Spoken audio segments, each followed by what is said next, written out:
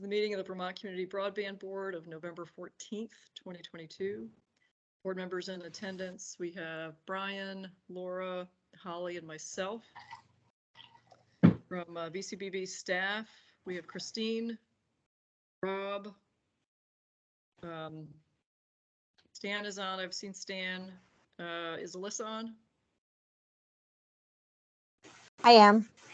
Hi, Alyssa. Adam? Yeah, good afternoon. Hi, Adam.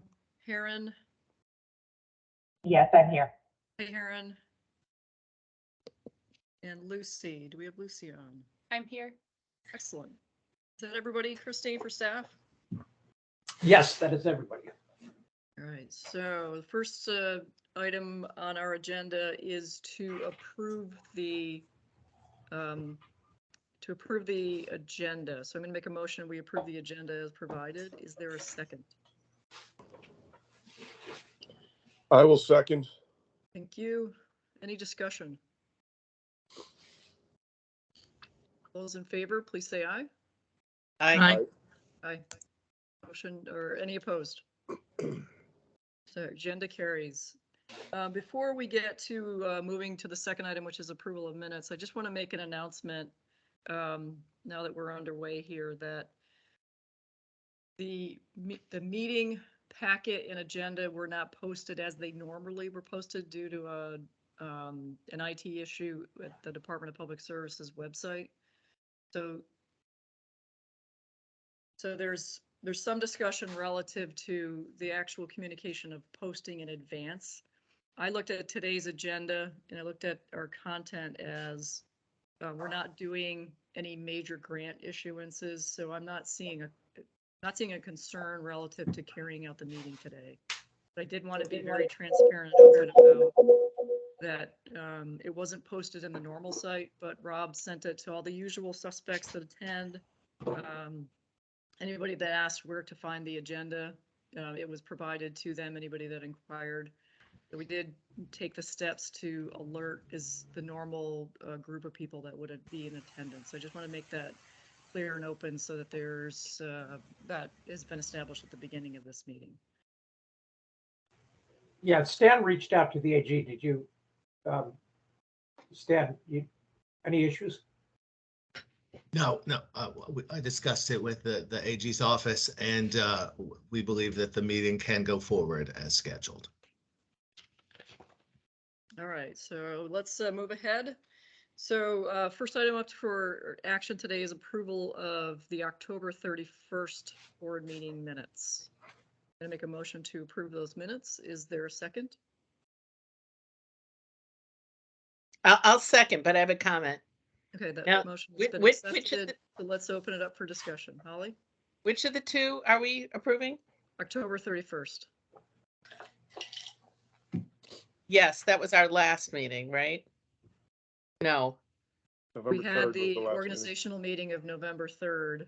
right. Okay, that's why I'm confused. So I did read them, and I want to bring to staff attention that notwithstanding the fact that we're not in the business of good grammar here, there's a lot of typos and grammatical errors in the minutes. So if you don't mind, I'd like to make my motion contingent on someone reading through them and fixing the errant language. Thank you.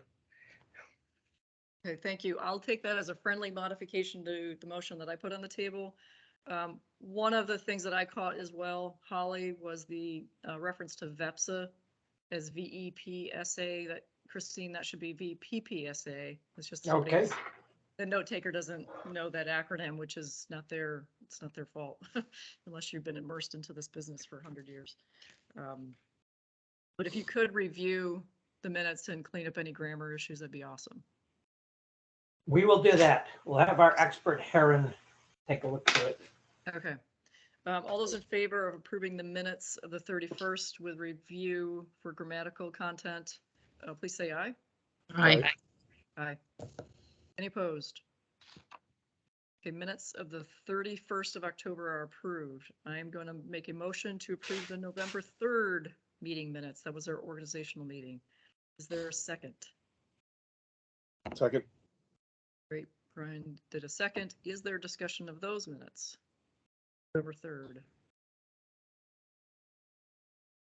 Hearing none. All those in favor, please say aye. Aye. Aye. Any opposed? Meeting minutes carry. Okay, item 3 on the agenda is the Public Service Department broadband availability data. Christine, Yeah. I'll tee this or cue it up to you to tee it up. Yeah, so the PSD has, we've, first of all, I'll kind of remind folks that we are kind of we are leaders in the nation in terms of the quality of our mapping of all the states. Yet, of course, we still have a lot of questions and challenges with those maps. And, I certainly appreciate the PSD's work, especially, there's a challenge process for the FCC maps. They issued the challenge, our state issued the challenge by October 31st, the deadline. And this is all important because in the BEAD funding, the state gets $100 million minimum, and then it gets an additional amount for every underserved address that we potentially can serve. So this data has become very important in terms of our future funding. And also the CUDs, it impacts the CUDs in terms of their business plans as well. Because if an area is covered by cable, for example, that they had originally planned to serve, that changes the take rates. They get much lower take rates in those cable areas. So we're working really closely, and this is a really important issue. And the CUDs have had they've been able to take an initial look at these maps. They have concerns, so we'd like to provide some time after the presentation for the CUDs to address their initial concerns so the board can get a full scope of the impact of these changes with it, assuming that the board is willing to do so. So anyway, Holly's raising her hand. Yes, Holly. Just to put a placeholder in, I think it would behoove the board to revisit where it is in its policy about addresses.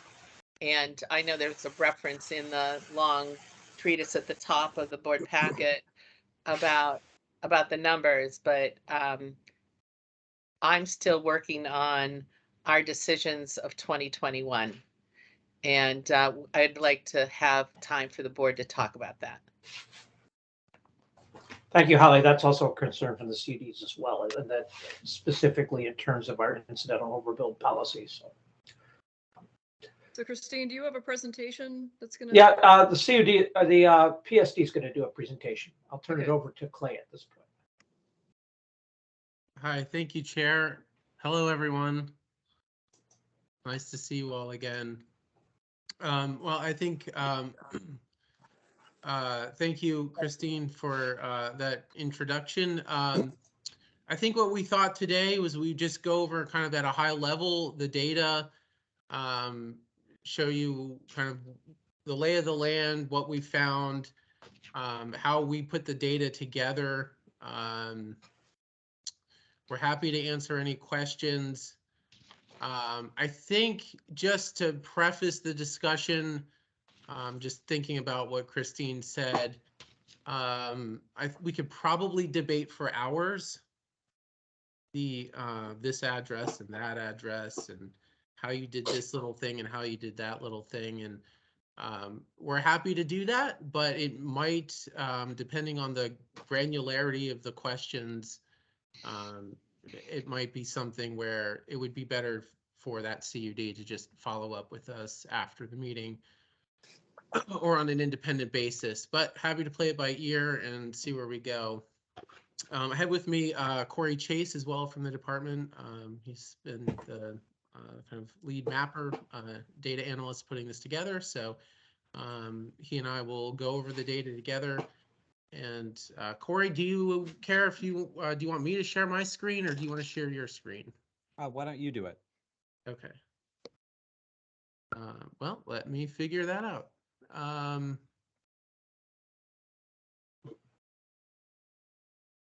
there it is. Yeah, while we have a pause too, I should add, Patty, that We have Stone and Webster, who's also done an analysis. We'd like to have them present right after the CVs, right after the PSD as well. Okay.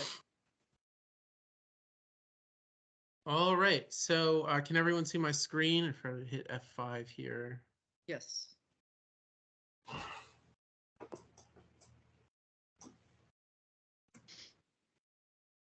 All right, so we'll just get started. So every year, once a year, we put together broadband availability statistics. We do this pursuant to our statutory authority, which you can find in 30 VSA 202E. That section outlines the basis under which we can do it and how we can do it. It includes provisions for entering into non-disclosure agreements with carriers, which is generally a prerequisite to them giving us their data. Everything is voluntary, so there's the carriers that submit data to us are doing so on a voluntary basis. This program started actually around 2009. Corey, is that correct? With an ERA stimulus grant that we received from the NTIA way back when. So this started out as a federally funded project. The grant ended in 2014, and the department has kept that program going after the expiration of the grant.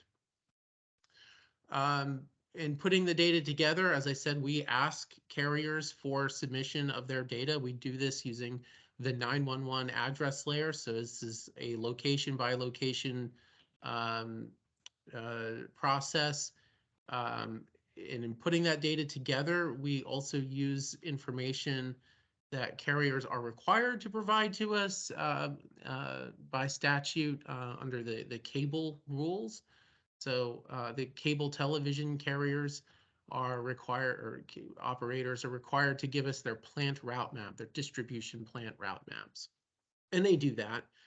That's a CPG condition and a statutory condition. They supply that with their annual reports every year. We use that data to put together our broadband availability. If you have cable TV service, you have internet service. So this is the statewide statistics for 2022. You can see in the first column, we have our buckets. These are the speed tiers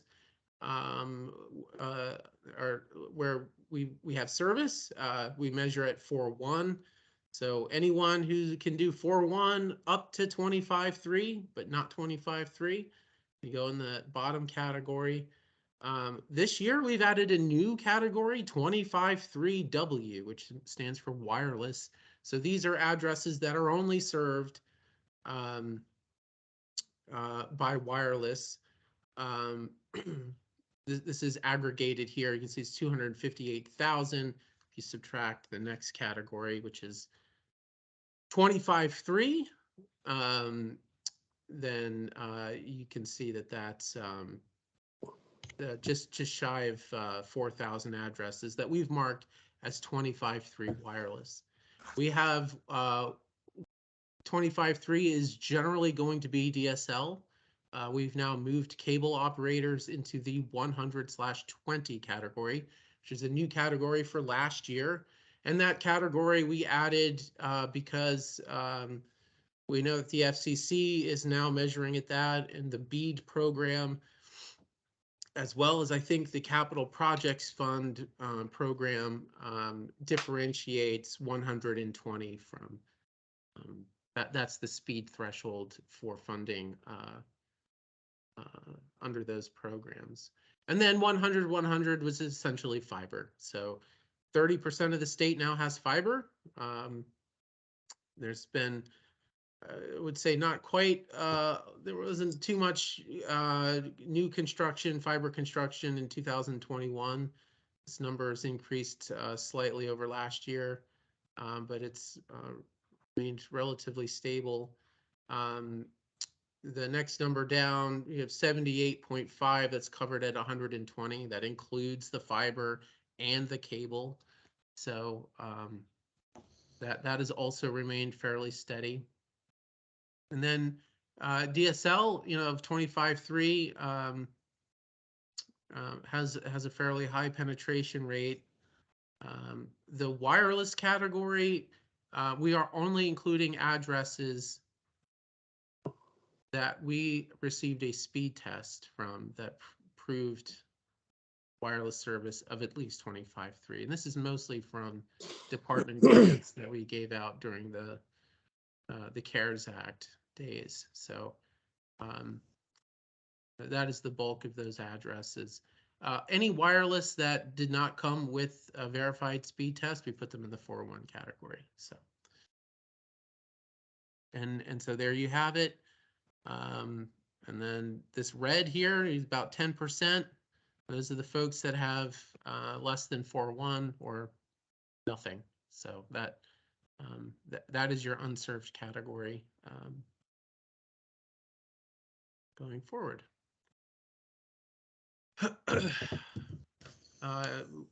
This chart or this. Hey, this slide- there are some hands up. Is it okay if we have this interactive, Clay, or would you rather rip through it and have questions at the end? That is up to you. We don't mind. Patty, what do you think? Generally, I like to have the presenter be able to go through and then we can circle back and ask questions. And Okay. Unless there's a real strong reason to do it differently, I would prefer to have Clay go all the way through the presentation. Very good. Great, thank you. Appreciate it. So hold your hands. You guys are seeing yourselves. I'm sorry about that.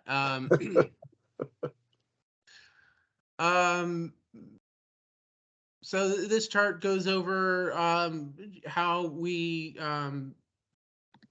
put it all together. And Corey, maybe at this point I'll turn it over to you to talk a little bit about how we treated each technology. Sure. So for DSL providers, the ILEX and CLEX, we generally received reports of service at an address basis. So we geocoded those using the VCGI state geocoding engine. And those that didn't match, we sent back to the provider to review. And then for all of the ILEX, we looked at all the locations that were in their territory that they did not report at. And we sent those, quote, missing locations back to them. So that just sums up for. Hey, Corey, your volume is going down, so we can't hear you. Thanks for interrupting. That's good. Sorry. So for cable and fiber providers, generally those are reported either by routes or areas. So some providers sent routes and some providers sent polygons on a map showing areas where locations within those polygons are served, although some did send locations. And then for wireless, as Clay said, for location for wireless providers that sent locations where they provide a service at 25.3 or better, and where they demonstrated the deployment of that with a speed test within 500 feet, we put those in the 25.3 wireless category, and all other wireless assertions were in the 4.1 category. And it might, Corey, it might be good to just pause on the location served within 500 feet. We've picked that number based on the cable line extension rules, which is, Corey, that's the maximum distance for a drop. Yes. Yep. So or the assumption there being, well, it might be served, it might not be served, but it's serviceable because it's within 500 feet, it's within a drop distance. It wouldn't require an additional line extension to get that address.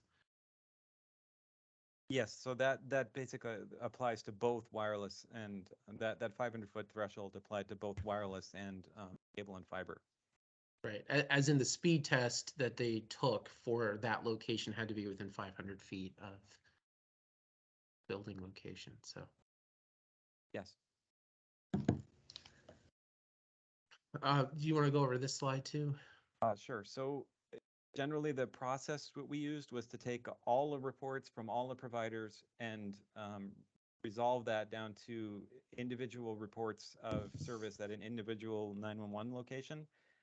Just a reminder, the Vermont E911 board maintains the E911 database. It's a public database. It's a single data set on the geodata portal. And all locations in the Vermont E911 database have a unique identifier, the eSite ID. So with all of the reports from all the data from all the providers, we had more than 850,000 individual assertions of service at different speeds at different locations. Then then the next step is to determine which of those approximately 350,000 locations in the 911 database are buildings. And we did that based on looking at within the Vermont E911 database, there's a field called site type, and all the different locations are classified according to their site type. We've been using the same general site type classification to determine which are buildings and which are not buildings since 2017. We reviewed it again in 2019. It's a bit arbitrary. Most site types are pretty clear which are buildings. Like for instance, a single family home is a building, whereas a trailhead, that's another site type that's not a building. There are some that are a little fuzzy, but and some of those that are a little fuzzy are like public gathering points. So some public gathering points are buildings and some are not. At any rate, the list of site types that we classified as buildings are listed here. Yeah, I think in- it's in on this the. I provider. think it's on a slide up. We'll show you that later. Are you done with this slide, Corey? So we ended up with 313,000 buildings that we determined are unique locations that we included and flagged as buildings. Important to note that multi-unit dwellings are counted as one building. So the next step in the process is for each of the unique eSite IDs, we determine the fastest speed available at that location based on what was reported. And then we just summarize by the fastest speed reported at that location, we summarize the quantity in each of the tiers. Clay, you can go to the next. So here's a list of the companies that provided data to us and the kind of the classification of the company. So you see, it's a broad swath of different carriers, not just residential retail carriers, but also carriers that serve businesses and wholesale customers as well. So we cast the broadest net we could. And I think I would say this year we got a larger submission than we've ever gotten, correct? Yes. Yep. So every year it gets bigger. So this year we did a little bit different than in the past based on feedback from the VCBB. In the past we extracted the data for buildings and then worked with just that. This year we kept the entire database, the 345,000 locations, and classified each of them as whether they're served or not, and then added a second column to classify whether they're buildings or not. So this allows greater analysis by other individuals. If you wanted to, for instance, look at different data sets to reclassify whether you wanted to include them as buildings or not, the reported broadband data is there. Yeah. So if you want to, just to put that in terms that I was able to understand, if the board would like to fund fiber to fire hydrants, they can do that. So anything that's not a traditional serviceable address, you can take a look at what's there. So here are the site types that all site types included in 911 address, and yes or no as to whether there's a serviceable building as that site type. This data is available. You don't need to scrutinize it at this moment. It's available for you. You can download it later. And as I said, as Corey mentioned, we tried to make it so that if you have like on a case-by-case basis a disagreement with the characterization of an address, the data is available for you to look at regardless. This slide is broadband service by CUD. And we've added a new column here this year for the new Chittenden CUD. You can see how things pan out for each CUD. Where there's CUD overlap, we've created a new column for that. So you can see, for instance, BV Fiber and Southern Vermont CUD have overlapping territory, which we've put in a separate column. And talking with VCBB staff, we understand that agreements are being made between CUDs as to who will cover which area. So as those get solidified, we're happy to take that information and change this analysis.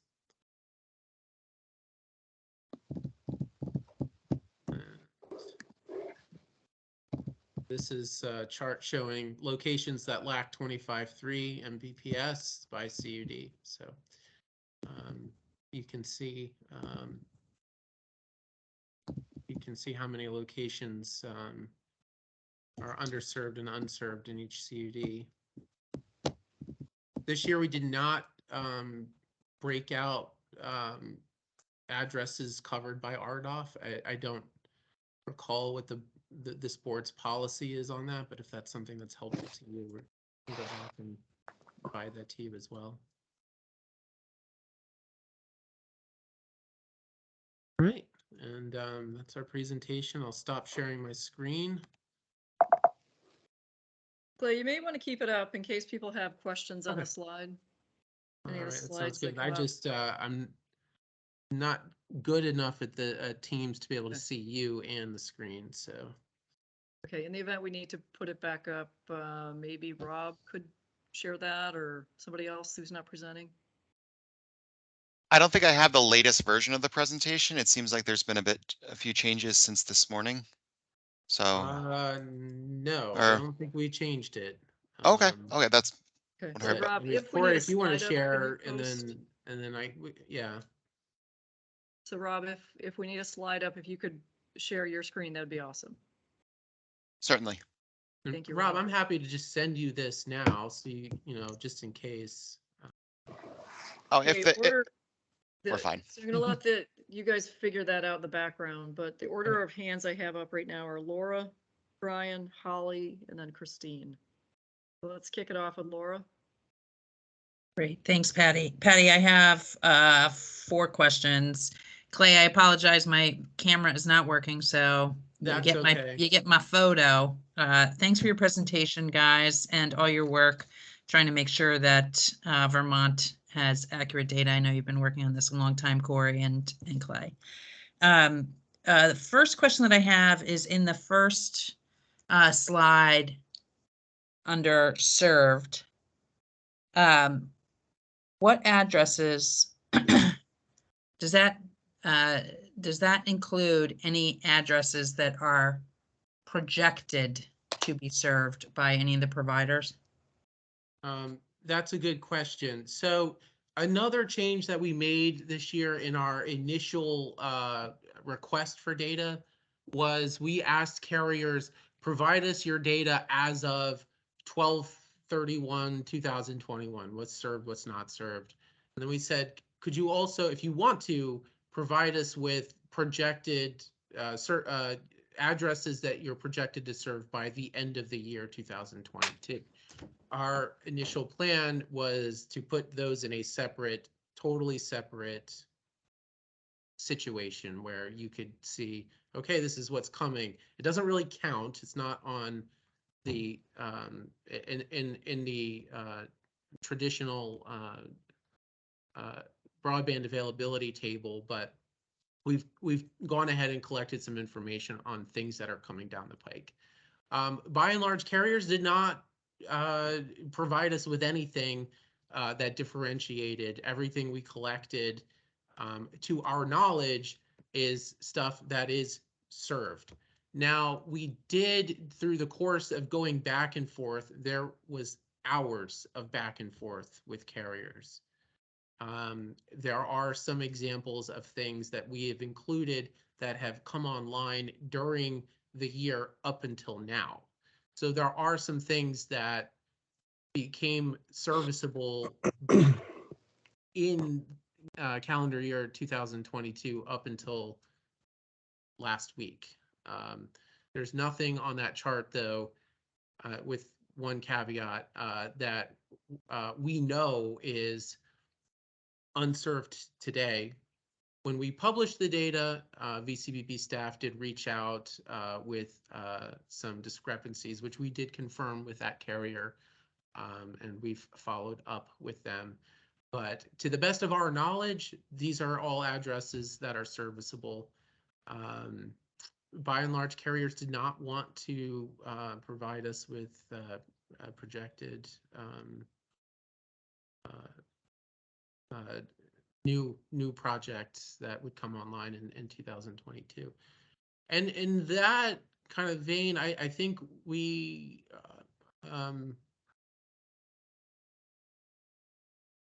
think there might be some addresses that are marked unserved or underserved that might be serviceable. So I think it cuts both ways. But as we said, we had 850,000 data points, and our initial plan was to have those separated, the projected served, and that really didn't pan out. So if you do find discrepancies, let us know. We recommend letting the VCBB know about those discrepancies as well.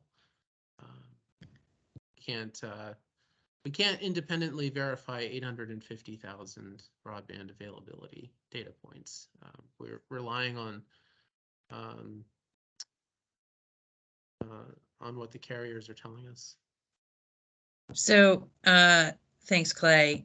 What is the last date under the served column? What's the cutoff date under the served column? When were the last served addresses added there? Corey, do you have an idea? I mean, our last conversation with the carrier. Mid-October, we were still sorting out service from several different providers. So, but what is the date for that column? Like, we know that this is accurate up to what date? So we, as Clay mentioned, we asked for data as of 12/31/2021, so almost a year ago. But it takes many months for the data to get responded to, and then the providers to answer all of their questions. And typically they provide updates through the year. So some of the providers, the data is current as of October 20th, and some of them it's current as of 12/31/21. So would it be fair to say that for all of them, sorry, and I said I had 4 questions. Now I'm asking a bunch of updated questions, but this answer is a little bit murky for me. Would it be fair to say that all of that is up to date as of 12/31/2021? Yes. I think Every I'd put it carrier. the other, I would say that this is the most current data available as of October 20th. October 20th, 2022. Yeah. It includes some older data. There has been some additional build out that is not included here, but this is the most current data that is available right now. Okay, so if we were looking for, we know that all providers' data is current up to, would you say all providers' data is current up to 12/31/21? Yes. Yes. Okay. And would you be able to say that all providers' data is current past that date? No. Okay, great. On the 25/3, I noted with interest that we said that that is largely now DSL. Has something happened with DSL where 25/3 is available throughout the DSL territory? I don't know if I understand the So question. it was so it's my understanding with DSL that the speeds vary pretty greatly depending on how close you are to the terminal.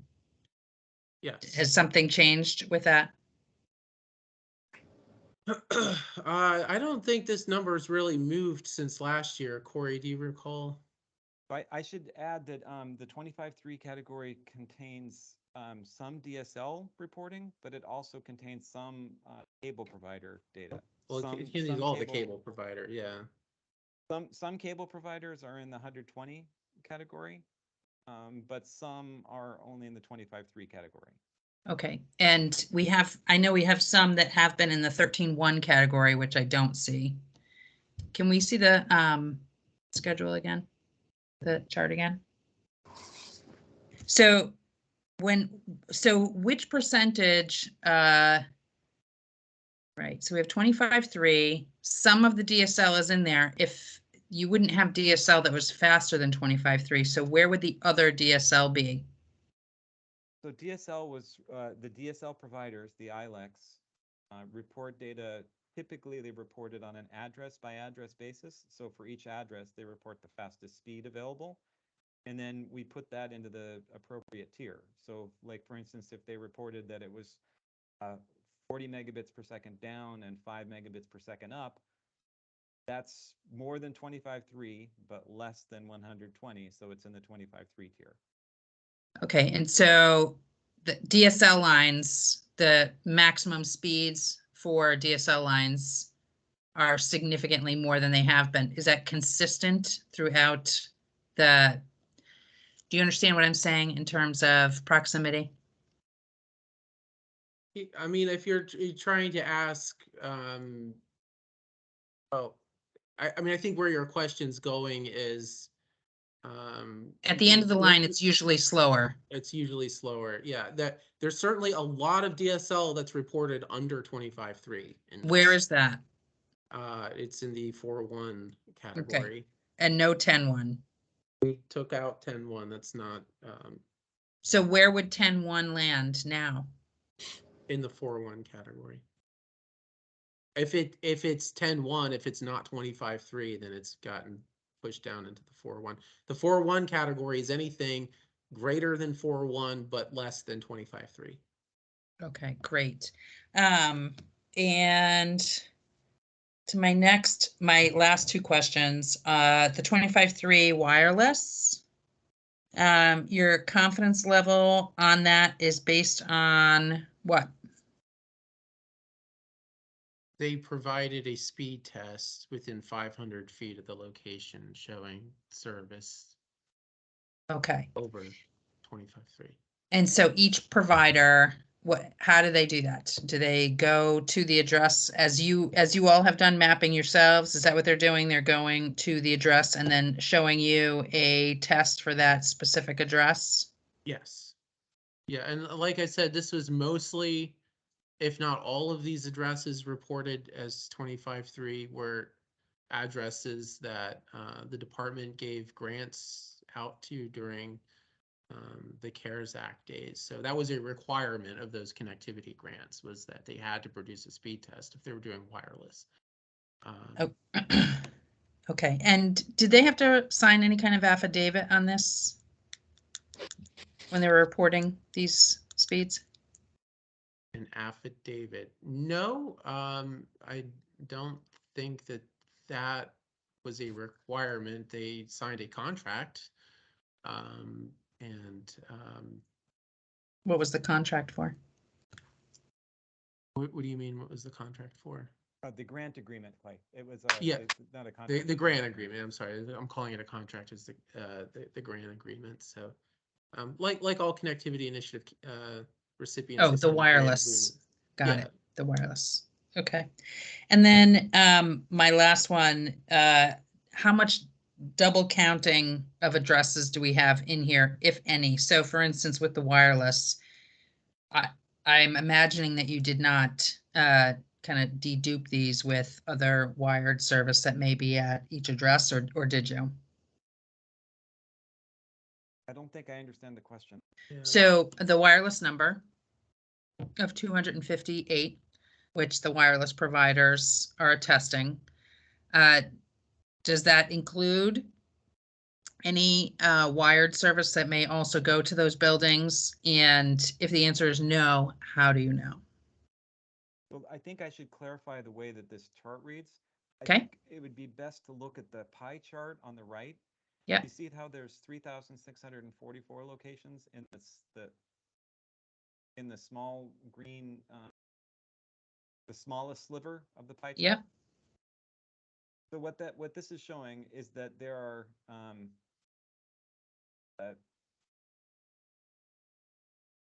24,420 locations that are served for the fastest speed available is 4.1. There are Okay. 3,644 locations that are the fastest speed available there is 25.3 wireless. Okay. Those locations might also be served at a slower speed, but they are not served at a faster speed. Okay. I got it. So the numbers here are, this is all highest speed, so they may have multiple. Okay. But my understanding, I mean, I think where you're going with the question is the VCBB can remove those locations if they choose to. We've set it up so that you can slide those in and out as you please. Okay, going back to the 25.3, I just want to make sure that I'm clear. So is there some measurement from the terminal by which, that you cut things off? Or, how was it determined whether it was 25.3 or 10.1 service? So for the cable, I would say frankly, the majority of the locations in the 25.3 here, that's 2008. This is just the kind of a sense from the data. I don't have the exact numbers in front of me, and I didn't do this analysis like this, but significant portion of those are cable. Okay, that's actually not what Clay said when we did this presentation. I'm going to defer to Corey on that. If he's saying they're not DSL, then they're not. Well, they could be DSL, they could be cable. Those are both contributors to the category. I shouldn't say which one is more than the other because I haven't done an analysis of that, but both contribute to that. And the cable are locations that are within 500 feet of the cable plant. The DSL are locations, as I said, for all ILECs, DSL providers. It's data reported by the provider at an address basis. So the provider itself said that this location is served at a speed faster than 20. So is there a larger spreadsheet behind all of this, more generic? So it would be interesting to me to understand like how that 25.3 was, like what percentage of it is DSL, where that came from, if we're counting all of the addresses off of an RT as 25.3, if it's mostly cable. So what we're looking at here is the 9,000 addresses. 25.3 is 254,000 addresses. Well, but that's stacked. That's why I'm saying that it's best for you to look at the pie chart. I gotcha. So it's building, Clay or Corey. This is Yeah, not. that 254 includes all of the addresses served at 100, all of the addresses served at 120, and all of the addresses served at 25.3. So in the chart, the pie chart next to it, you have it broken down. 9,068 addresses that just the 25.3 cable DSL. Okay. And many, I I would say that the majority of all of the other addresses can also get DSL. It's just that they are served at a faster speed as well. Okay, so thank you guys very much for this. I know I have other folks with questions. I would say, and I say this as a means of, I hope maybe additional conversation later on. I think it would have actually been more helpful for me to have that flipped. So that we know what's left at 4.1, what's left at 25.3, as opposed to that accumulation. That Can you, that is put not. the presentation back up, please?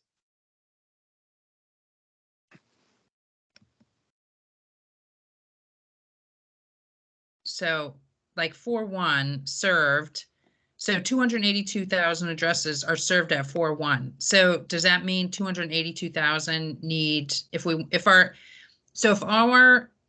our base speed moved to 100, would that mean we'd need 282,812 addresses to do that many addresses? 218. If you look at the column, the third column, Yeah. there are 30,250 locations that lack. There are 54 218,000 that lack 100, right? This is the fourth column over, not So served. yeah, the second column and the fourth column on each row always add up to the same number, right? That's correct. Yeah. So Laura, to your question, at 4.1, if 282,812 are served at 4.1 or greater, 30,250 are not. Right? And if you move up to pick a row, 100 by 120, 245, 680 are served at that, and 67,382 are not, something less than that. And that, you know, for a lot of your programs that, well, I can't remember what Act 71 says now, but it's either the 58,000 or the 67,000. That's your universe of addresses. Yeah, it was originally 25.3, so it would have been 58,314. If that's moved since then we just need to adjust that, but that was the original line. Or 54,670 if you include wireless. Yeah. Right. Yep. Thanks, Corey. Yep. Okay, I could ask questions forever, so I'm gonna pass. I'm mute myself. Thanks, Patty. Thank you, Laura. Thank you, Laura. Okay, next up is Brian. Thanks, Laura. No, the question I had was addressed, so I'm good, Patty. Thank you. Okay, all right, Holly, you're next. Hi, guys. Thanks for being here. I want to start out by calling out the fact that E911 list of locations includes sugar houses only in Vermont, right? I am curious what carriers are operating that did not respond to the data request. I saw that Topsham Telephone did. Do you have, can you ID carriers that did not respond? I'm not aware of any. Yeah, I mean, I would say, and this is not a criticism in any way, but the CUDs largely didn't respond. Okay, They're not just up and good, running yet. Yeah. good to know. There were a couple of carriers that, you know, said, just use last year's data, which is disappointing, but you know, if that's what they're giving us, that's what we've got to go with. So, Okay. And there's been a lot of commentary about whether we're using 25.3 or 25.3W. I think it's pretty clear in Act 71 that we're not using wireless. At least that's my understanding. That's correct. Yeah. And so just want to point out that in this presentation, there are times when you convert to underserved or unserved addresses, and it's unclear to me whether you've included wireless in those statements. So I just want to be careful for our listening public as well as for our record here, that the presentation might have changed depending on whether the wireless were in there, or is that not the case because you used the standard always of 25.3 wired?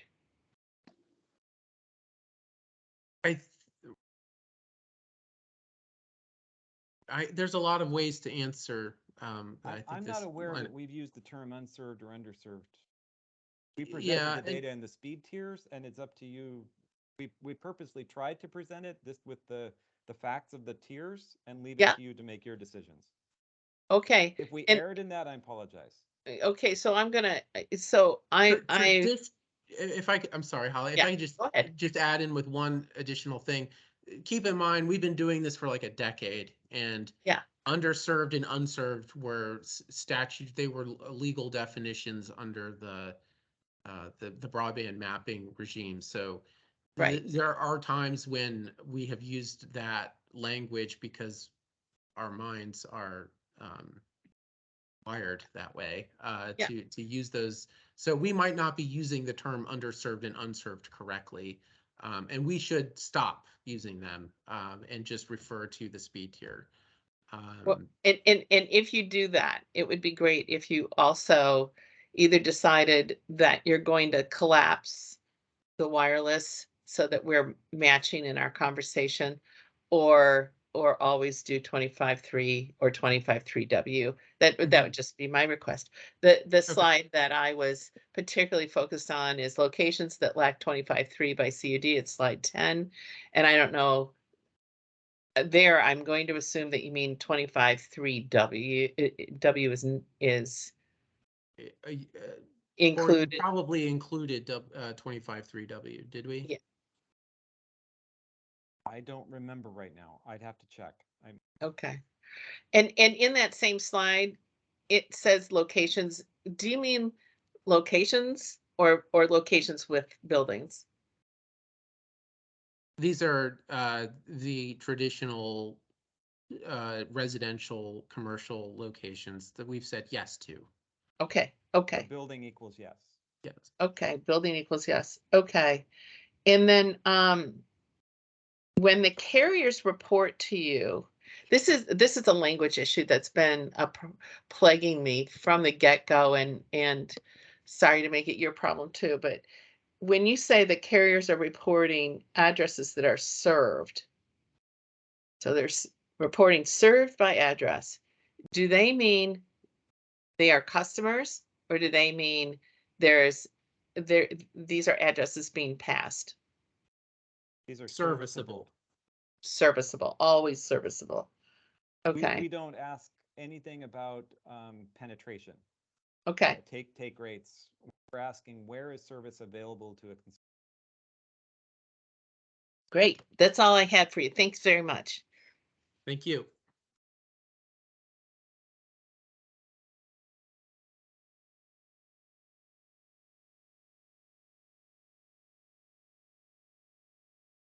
All right, next up is Christine. Okay, I've got a couple points. One, this is definitely not a criticism of the PSD and how they present the data, but I think for the board's purpose and for the CUDs, some of the locations, for example, the multi-dwelling units, there could be, tens to hundreds, in some cases, maybe not hundreds in rural Vermont, but when they're doing business plans, counting a multi-dwelling unit as one location doesn't necessarily work in a business plan. You want to look at the availability, and also development sites and unoccupied buildings could also be potential accounts in the future. So this is there's some art to this as well as science. So with the business plans, I would encourage the board and the CUDs to use the data, but also add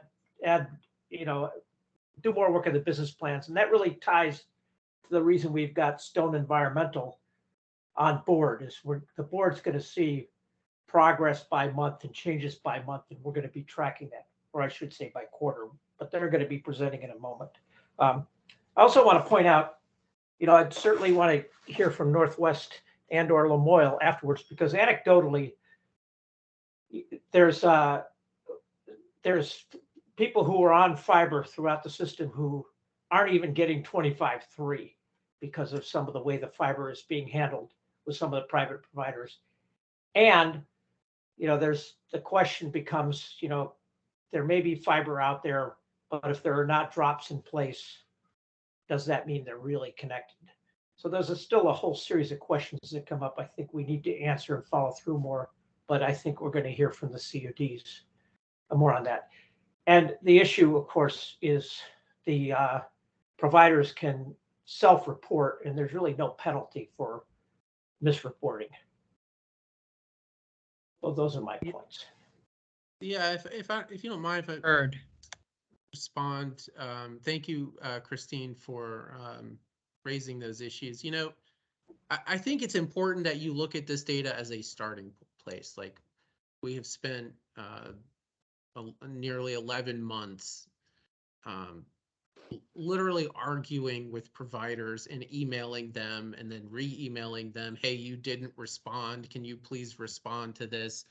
And making assumptions about, in the absence of information. Well, we've done a lot. My point is, we've done a lot of work, but we can't really walk up and down the street, every street in Vermont, confirming 850,000 data points, but it's a good start. I think we've gotten you 95, maybe even more % of the way there. And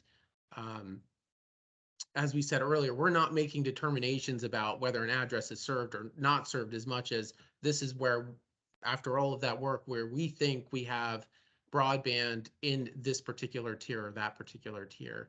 And so, I would encourage, if carriers out there are, have updates to this, to send a letter, send a letter to the VCBB and send a letter to us. Either the address is served or it's not served. I mean, regardless of whether it's on the map or it's not on the map. I think with all of these programs, you have to make a determination as to whether something is served or not served, and consider, projects that are kind of in process. So, we really hope this is a good starting point for your work. And we've really tried to make it so that the data can be manipulatable by the CUDs and by the board here. So, for instance, including the entire 911 address database in the report, so you can toggle, additional items in, yes or no. As an example, we were asked about nurseries earlier today. It's a good point. We toggled nurseries no. Maybe a nursery is a hoop house out in the middle of a field. It doesn't need broadband, or maybe it's a roadside stand. We don't know. So, there's still work to be done on that front, and we're happy to, consider information as we get it. But, we're making best efforts here in a process that's voluntary, dealing with a service that's not regulated. Yeah, I'm going to jump in here now, just in the interest of time. So we've got a few more minutes to spend on this. We also have folks from Stone and Webster and some other folks that are going to comment on this. So I want to be conscious of time here. Thank you, Clay. Thank you, Corey. This is great information. I really get that it's hard to nail this down.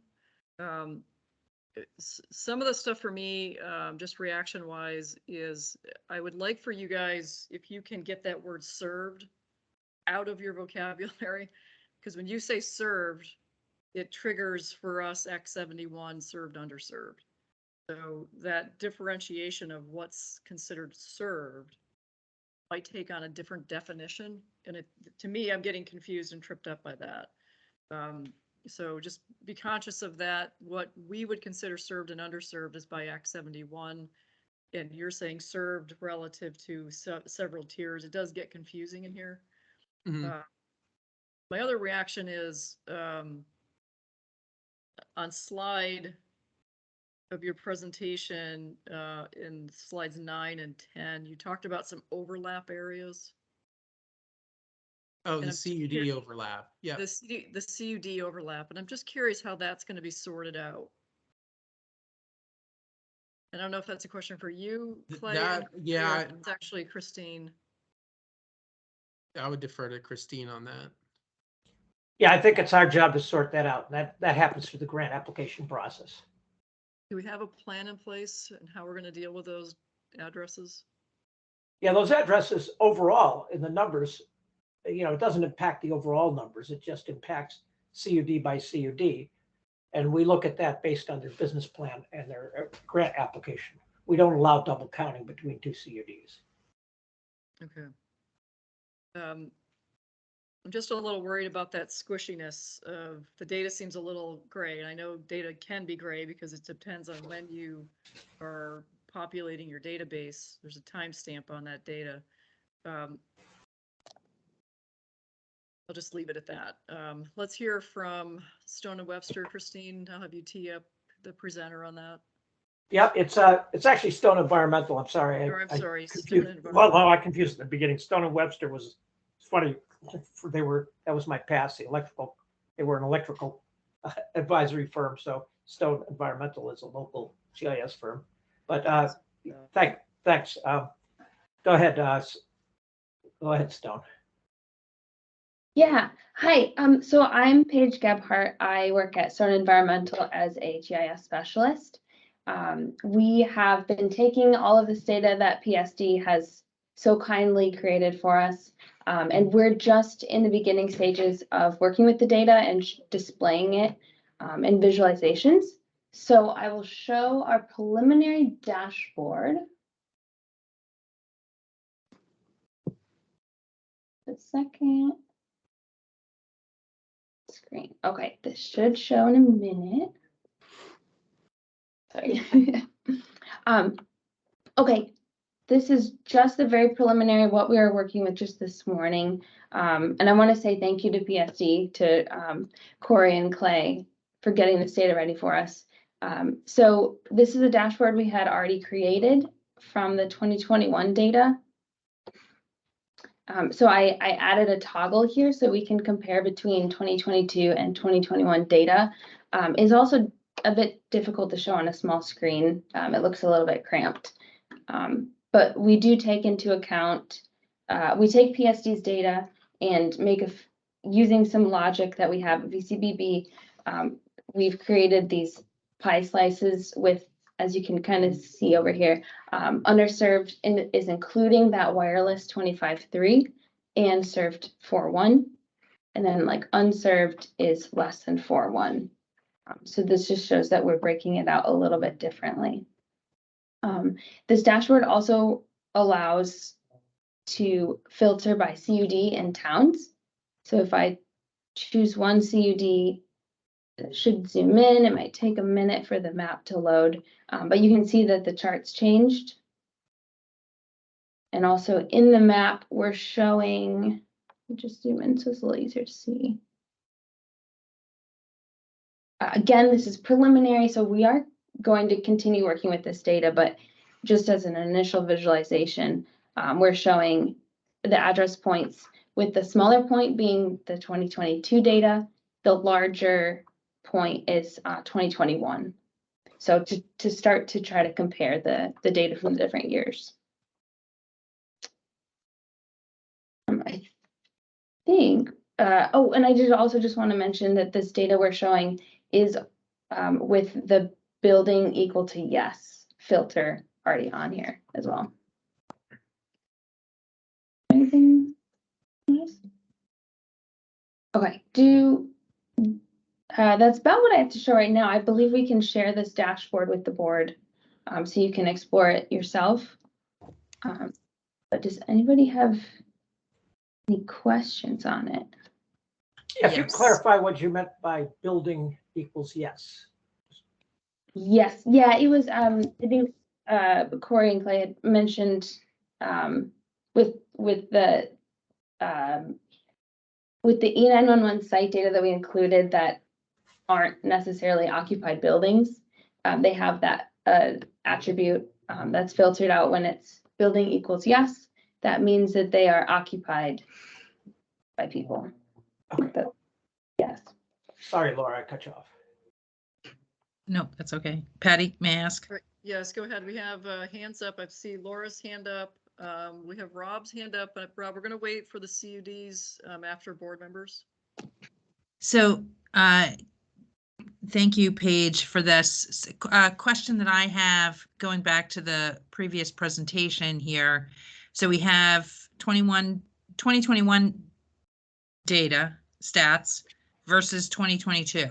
So I don't know if you were here at the beginning of the meeting when I was trying to understand what the drop dead accuracy date was of that, the data from the PSD.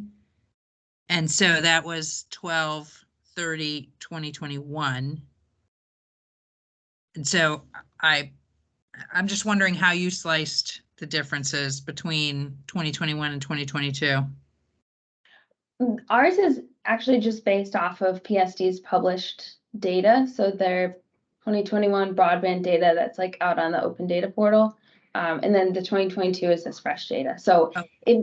our timeline follows theirs. Okay, so the 2022 that we're looking at right here is accurate for sure, according to the providers, as of 12/30/21. Yes. Yeah, I would say that would be the same statement that PSD has too. Okay. Hey, Patty, may I ask PSD one more question? Go ahead. So Corey, if the legislature were to ask for affidavits from these providers when they're reporting the data, if a law was passed requiring that, how would you go about collecting that? Would that be really tricky? Would that be challenging? Would you know how to tackle that right off the bat? I think we'd have to think about that one. Okay. I mean, just some thoughts that come to mind. I mean, it's an unregulated service, so are they required to provide the state with any data? That's an interesting question. Well, we're not required to show them we're not required to show their data either, are we? That is the benefit of participating, is that if you don't want to be overbuilt, you tell us where your data is. I think that's it cuts I think it cuts the other way too, I really don't think carriers are so unscrupulous as to mark addresses served that they know they don't serve, and vice versa. Marking an address unserved if they think they can get money for it. But yeah, that is the concern. You want this data to be as accurate as possible, and you want to be able to guard against any kind of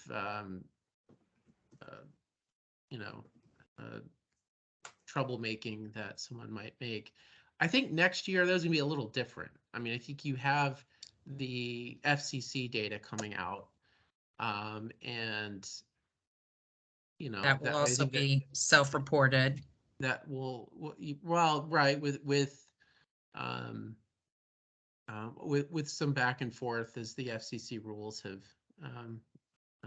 deemed, but I think carriers have to report on that one, and I think if you do make it more forceful, you might get a response that, well, we're just going to give you our FCC data, and that might happen anyway. I don't know. I don't know what will happen, but carriers spent a lot of time working with us, and we spent a lot of time working with carriers to get this data. So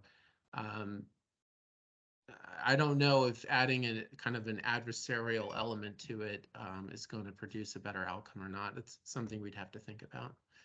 I have another brief, technical thing to say on that. The majority of those locations are served in the, I mean, vast majority are in the 100 and the 100/20 categories, right?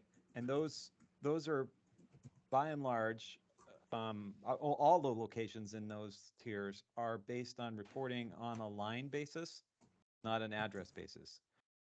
Yeah, that is another good point. And so Yeah. line basis data is pretty cut and dried. I mean, it's not likely that there's significant errors in that. There, of course, are errors. There are errors in any data set, but line data is easier to manipulate. Point data is significant for reporting in the 4.1 and 25.3 tiers because that's DSL based and that's address based.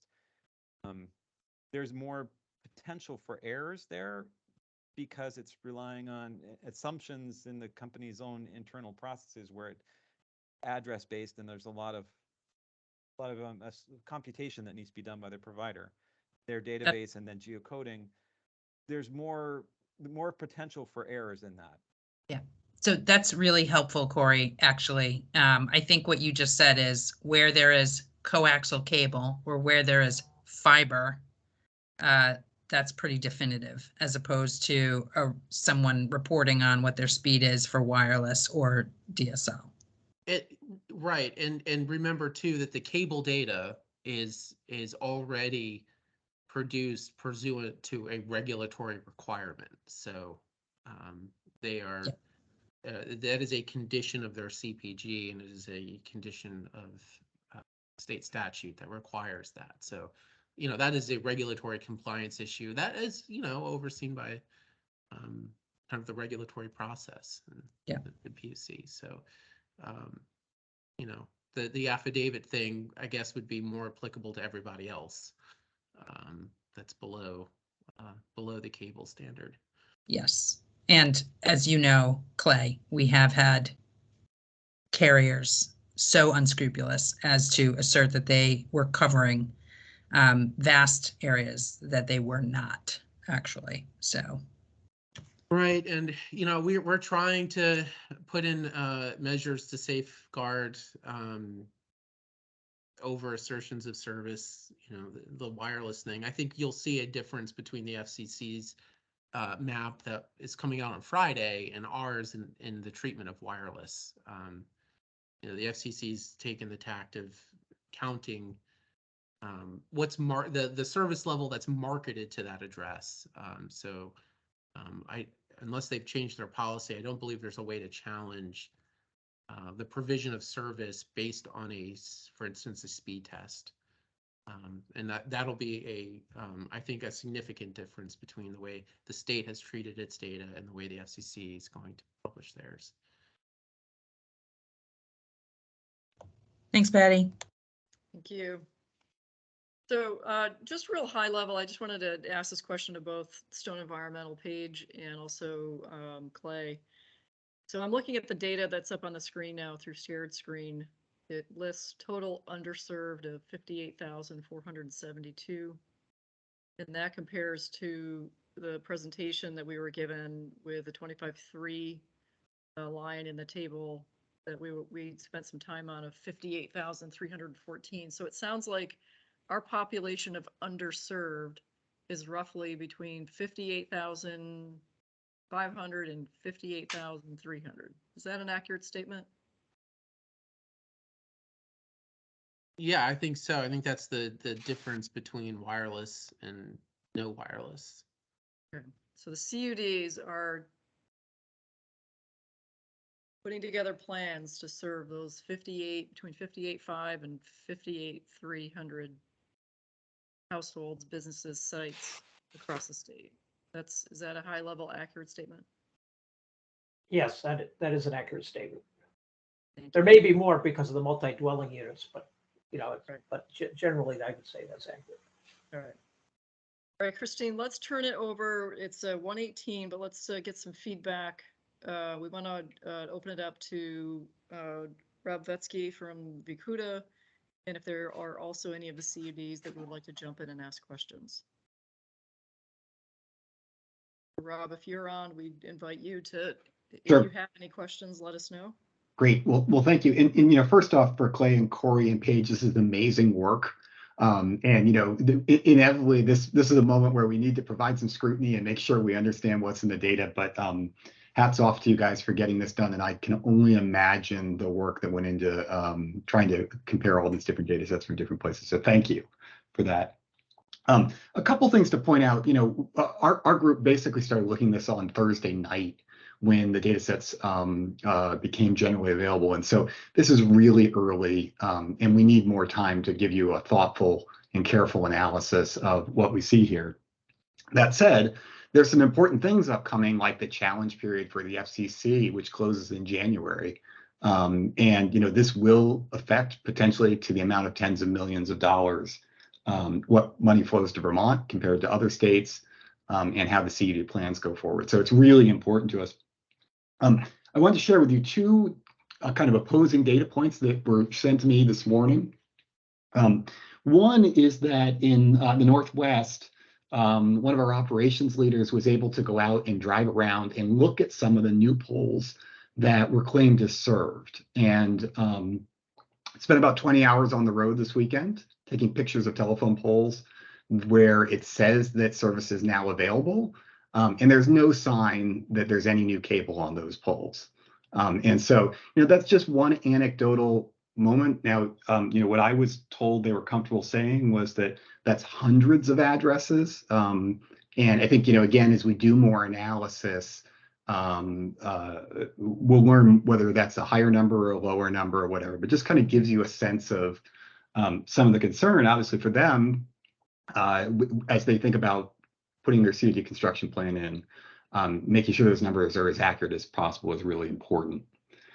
So, there's work to be done there. And I think we'd like to ask, and this one of my questions is kind of, so what is the challenge process and what's our goal to get this data in the best shape we can before the FCC challenge gets filed?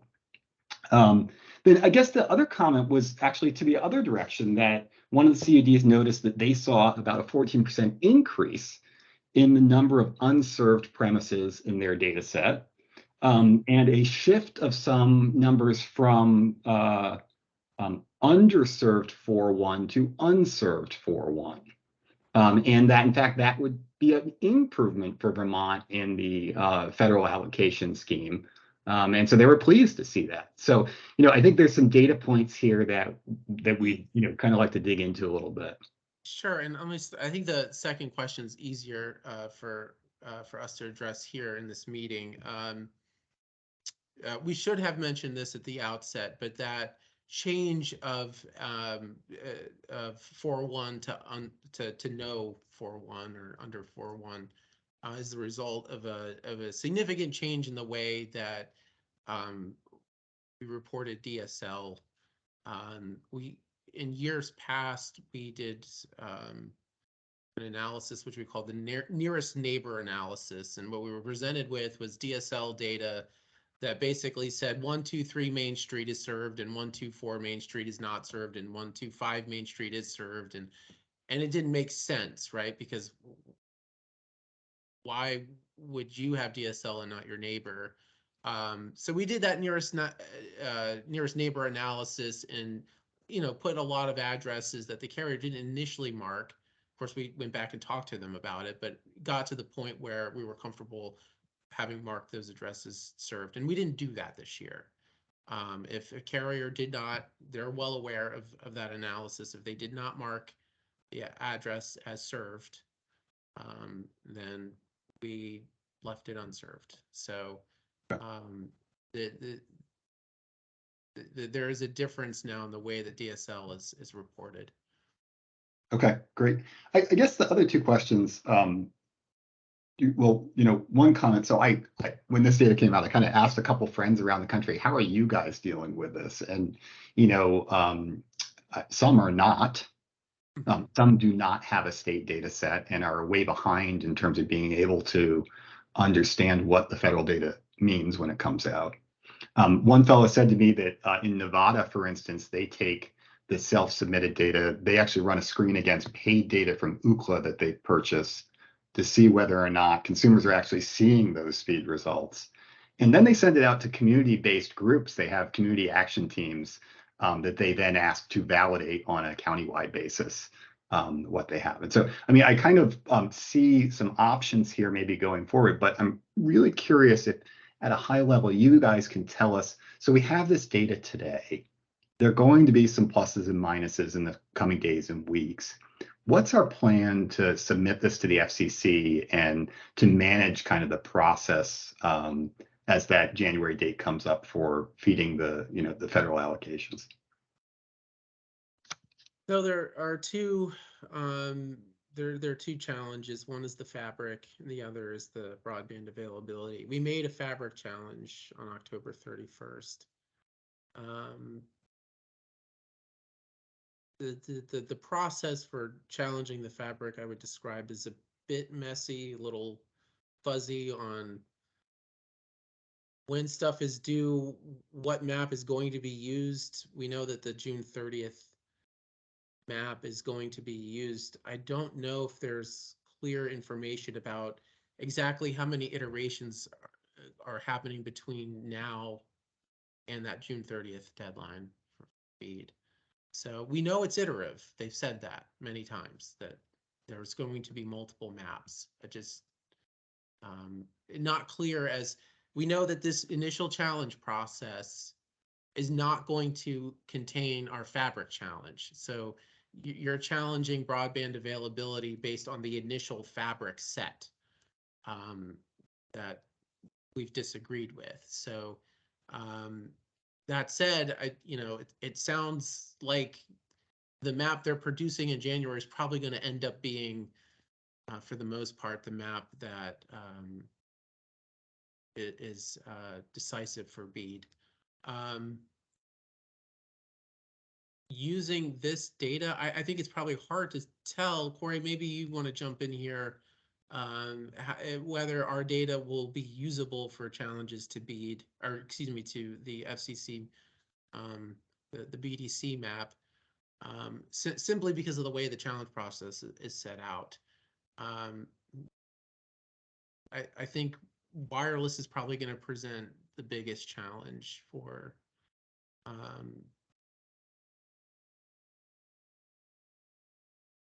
and I don't know that we can challenge based on the speeds. Like you can't get that speed here, so that's an unserved address. Great. Well, I think I'll. Excuse me, Rob. I wanted Clay asked me to comment. I wanted to underscore something that Clay said that I want to make sure that you folks have a sense of. Clay said that there are two different kinds of challenges that can be considered here. The first is an address, does it exist in the fabric data? So when I say the fabric data, I'm talking about the FCC's new address database that they've just created this summer.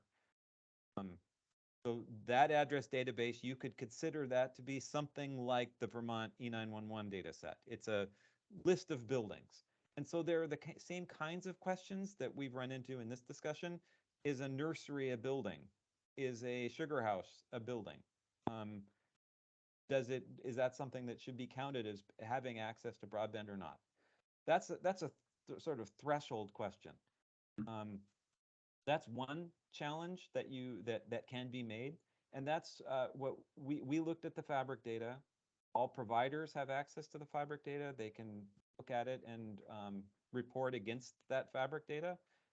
They can also challenge the fabric data like we did and say, here's a bunch of addresses that we think exist. These are buildings that we think exist because they're in the 911 database in Vermont, but you don't have them in the fabric, FCC. So that's one set of challenge, and we did a challenge on that.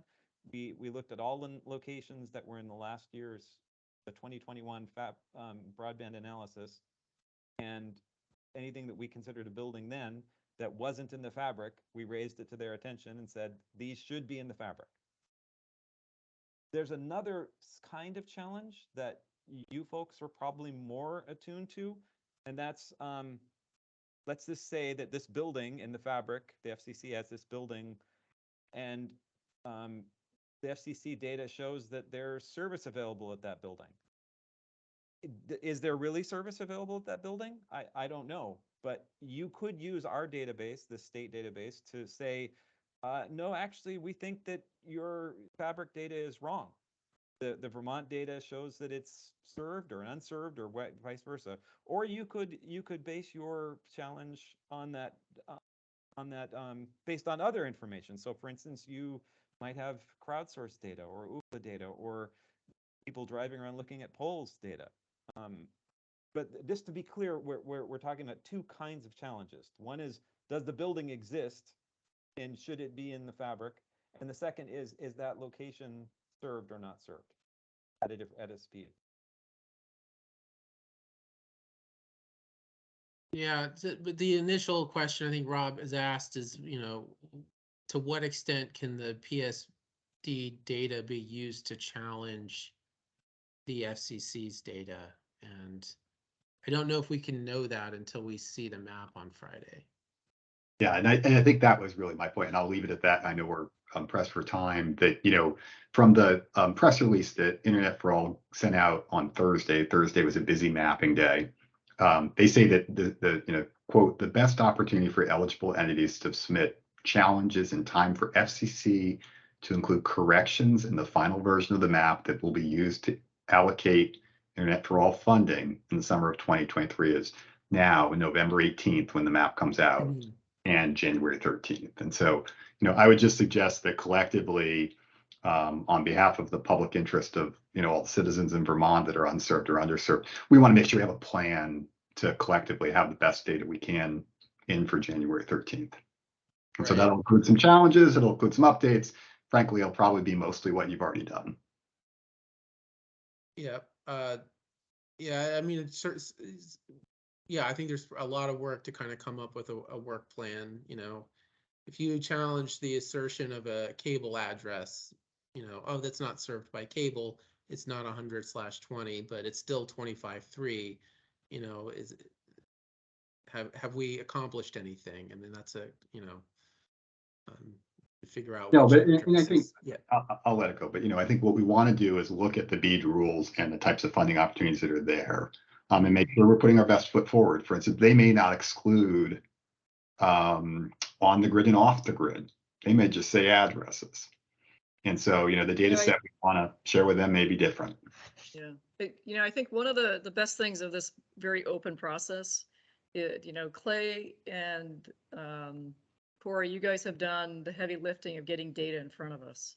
We can all now look at it and say, what about this? What about that? And massage it so that as we get ready to submit to others, as we move ahead, that data is improved. But the heavy lift, like Rob said at the very beginning of his presentation, the heavy lift you guys have done, and kudos for that. Rob, really encourage you and your group to dig in, look at stuff, ask those questions, because that just moves us all forward with a more concrete set of data so that it'll withstand anything that comes at it. So just kudos to all. And I applaud this transparent process. Christine, we're going to turn it to you. And then what I'd like to do is see if any CUDs have questions. And our goal is to try to wrap this up at 1:40 so we can move along to next agenda. Yeah, I think I'm going to put an exclamation point on what you just said, Patty. I think the idea is we've got to, if we look at this as baseline data and we consider any new information, that the CUDs present as during their grant application, this really gets into our incidental overbill policy. We're gonna consider everything at the grant application, but certainly this is a good baseline, and I just encourage us all to. I mean, I think this presentation was great because we can see all the intricacies that go into this, and nothing is really absolute. Thanks.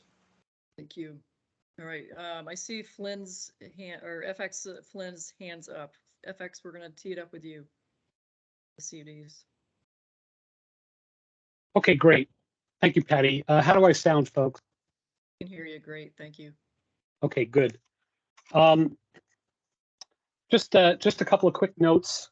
Having been involved in helping to get the road segments that we serve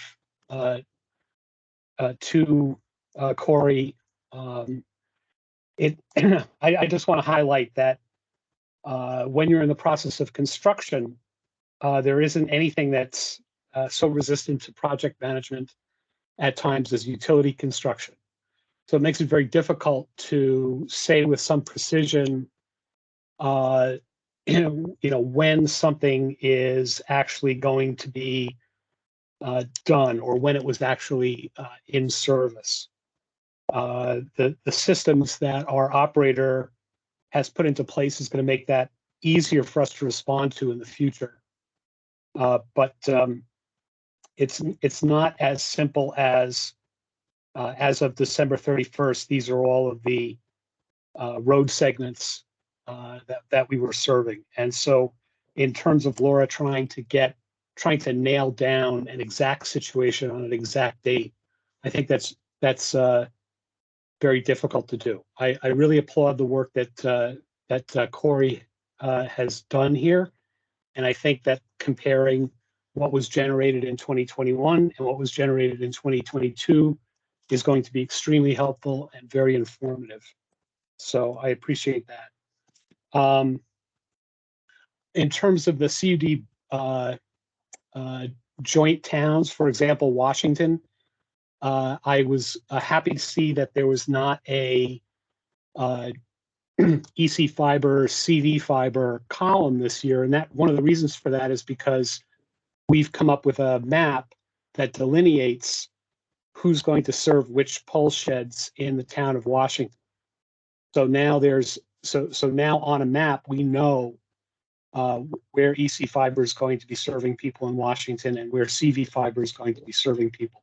So I think processes like that are going to be well underway. And as somebody else pointed out, there's not going to be any double counting and so forth. And then finally, I really feel obliged to point out that the CUDs are not focused on solving 58,000 addresses. The CUDs are entities that are going to have to be successful businesses that are capable of going to the municipal bond market. And the only way they're going to do that is if they're generating sufficient surplus and if they have a business that's a going concern. We really have to stop focusing on the trees and start looking at the forest. And I commend you to look at the map of that's in the published report of the 100 service areas. Those blue lines, you want to see those blue lines on every road segment in Vermont. That's really the goal. That's the restrictions on the ARPA fund around 25.3 or 120. Those are not describing our goal, right? Those are describing how we can use the ARPA funds. The BEAD funds are going to come with considerably more latitude and are going to come with the objective of getting fiber to the premises pushed out everywhere. So please, if it was just about 58,000 addresses, we should just be paying for a line extension and buying people Starlink. Thank you. Thank you, FX. I have Val up next and then Holly. Well, very quickly, again, Clay and Corey, you guys are doing amazing stuff. I can't imagine going through the list that you've gone through. But off the top, we don't need to rule out sugar houses. I have put fiber or internet in sugar houses so that the operators can monitor their operations with cameras. So those shouldn't be dropped off. We're doing a lot of due diligence. We've been, Fabian Bourgeois came to work for us as our construction project engineer. Some of you know Fabian, and he's put in hundreds and hundreds and hundreds of miles of driving to verify service And we have substantial areas that are claimed to serve that are not served. And we'll need to be able to address that issue. We're looking forward to working with DPS and finding out what the process will be to alter those maps accordingly. I would also like to see more clarification on what served is. I've heard everything from being able to provide service in 10 days to Corey and Clay talking earlier about plans in the near future. So that would help the CUDs greatly. It's hard to build a business plan if we're trying to guess what somebody's going to be doing 6 or 12 months out from now. We know what they want to do, but it's hard for us to know what they're actually going to do. So I'll limit my comments to that for now. Thanks, Val. Holly, you're up next. I only wanted to say, and Fabian, how nice to see you. Val, I would never suggest we should take sugar houses off the E911 list, for heaven's sakes. But I do want to caution the confusion between what the CUD's business objectives might be and what the BB's authority might be. So just wanted to draw some guardrails around that. Thanks. Sure, I've got everybody. Val's raised his hand. Is there any other CUDs that have a question or comment relative to the data set and the presentation by the Public Service Department? All right, hearing none. Thank you so much, Clay, Corey, Thank you. and Paige. The data that you have put before us is fabulous, and we're just going to look to build on that and make it structurally sounder as we move forward. Thank you so much. Thank you. But Patty, we were Yep. going to have some board member time to talk about data, right? And Yes. whether or not we're even using this. Yes. Why don't we start with that now? Great.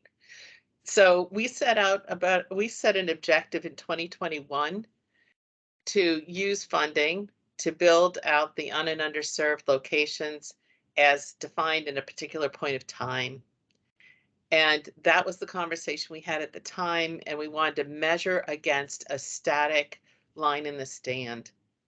I think making a movable target will drive us all insane and will be detrimental to the CUD's business plans unless somebody has a much clearer way to modulate the existing progress and try. I mean, I don't want to see us going back, reopening grants and reallocating funds based on subsequent years' data. It's not good process in my mind unless somebody's figured this out in a way that I haven't. Thank you. Good points, Holly. I mean, Holly, I think we did draw a line in the sand and said, we're going to measure our progress from this point forward. We did that over a year ago. That said, the data and the money is still flowing into the state, and there are other applications and uses of new data. And I think we can be clear enough about we're using baseline data to evaluate where we started from. And we've submitted new data into FCC for new grant programs. That I think that as long as we're clear about what we're using particular data sets for, that is still applicable. I am saying to you that I have not heard of that plan. And I would be generally opposed to changing the data with regard to the ARPA funding distribution. I would be opposed to using new data to reevaluate grants already made, and the board hasn't made policy around this. Thank you. Yeah, I just wanted to add that we will not reopen old grants. I don't think we've ever been suggested that. I think we've been pretty clear that once a grant's been issued, we're not going to touch it. So I think let's make sure we all understand that. I don't think anybody suggests that we reopen a grant that's already been issued. I think the board has been consistent in drawing that line in the sand.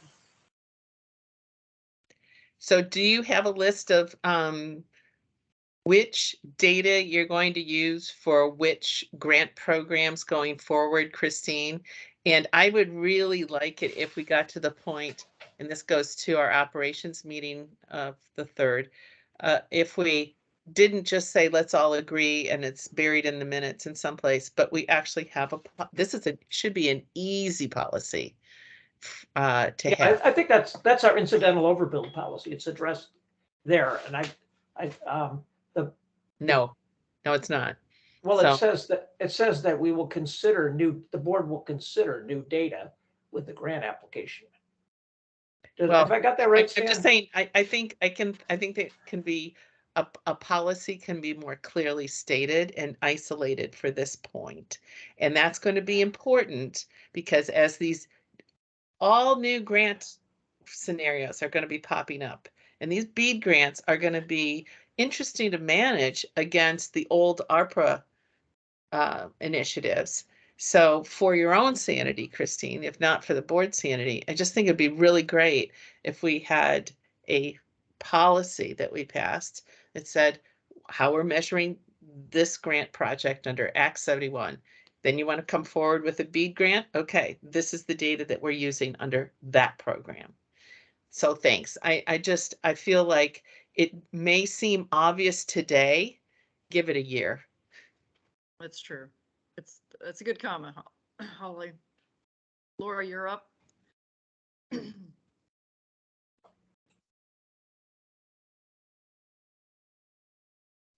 Or if you're talking, we can't hear you. Yeah, I would agree with Holly on the points that she's made, the request for additional clarification on a policy. And I would say that I think it's imperative that we actually don't have, changing for the CUDs. I think we have a line in time where they have put forward projects and, where they are building community-driven networks. And yeah, so I am not actually super interested in updating the data in the CUDs, the served and unserved, with providers that are not working with CUDs. I think that's counterproductive and also counter to what our mission is. All right, what I'd like to do is put this on the parking lot for a data set policy. Okay, Holly, you make a really good point about what we decide at a particular point in time. It's embedded in minutes. It's not really a policy, and it's hard to make sense of what we did a year ago. Remember that a year ago. The policy discussion would be really good on this particular item. So let's put this up on our parking lot as a thing to do. Data set policy. Thank you. All right. Any other questions from the board? Comments? Okay, thank you. Let's move on to item 4 on our agenda, which is the Vermont budget process. Christine, do you want to tee this up? Sure. So we've been working with Will. I've been working with Will. We've got a new administrative assistant starting next week.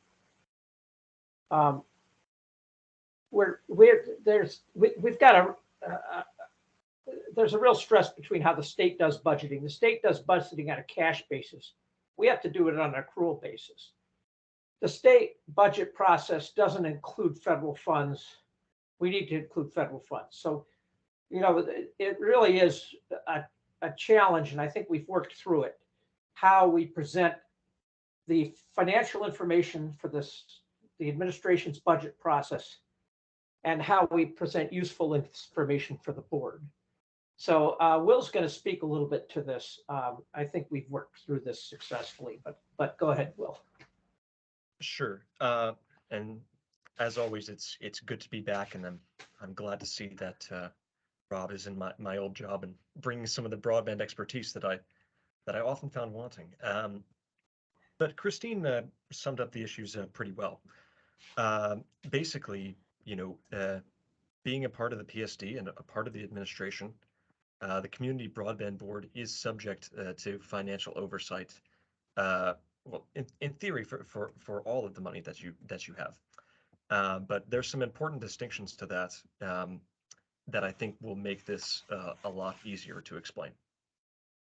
So really, the only appropriations that we need to be looking at for the budget that you present to the legislature are the Universal Service Fund, the BEAD Act, until the legislature presumably gives you a one-time appropriation for that program, and the other federal grants you might receive, which right now is limited to the Northern Borders Regional Commission.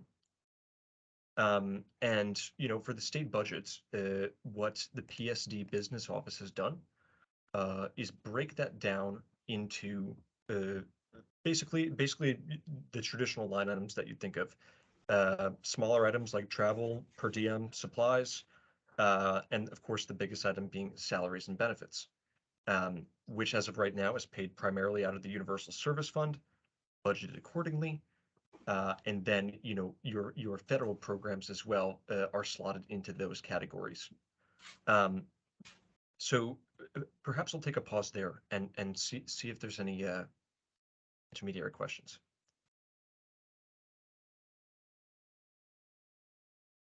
Okay, so the legislature has required as of now that the VCBB do two things during this legislative session.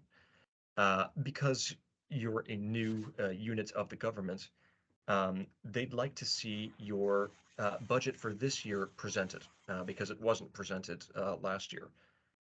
And you have been required to do that as part of the budget adjustment. So this will be pretty straightforward. Essentially, you'll look at these funds that I've mentioned and how you plan to use them. Which does, I've verified, correspond to the budget that the board, that you yourselves have approved. And that will be basically just presented to the legislature as part of the budget adjustment. Then for fiscal year 24, you're going to be a part of the governor's recommended budget.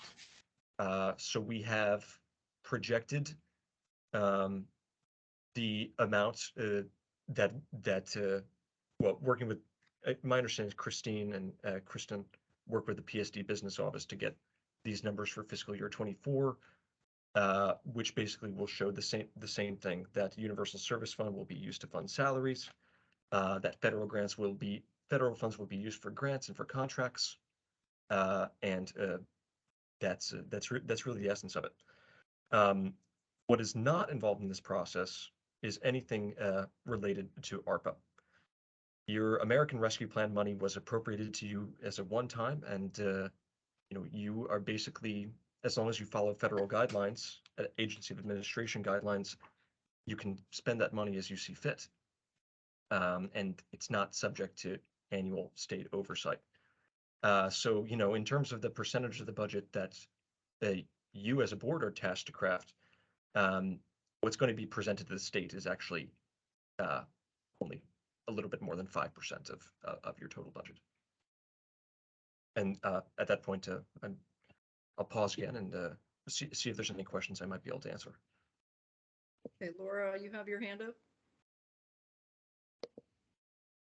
Nope, sorry. Okay, Holly? I love that concept that ARPA was one-time appropriation, and so it's ours to deal with. Does the state auditor know about that? I mean, it's really interesting that happens to be true, and I mean, I think that's right, but you're speaking for in terms of the state budget process only, right? Will? That you're correct on pretty much all counts there, Holly. In terms Okay. of the state budget process, the ARPA appropriations have already been made by the legislature. There's really no way that our office would interfere with that. As for the auditor, I would strongly advise the board to operate as if the auditor is paying extremely close attention. And, of course, there are lots of guidelines associated with ARPA that you should be following at all times. And we do. I just don't know if the auditor intends to add additional ones. So, okay, thank you.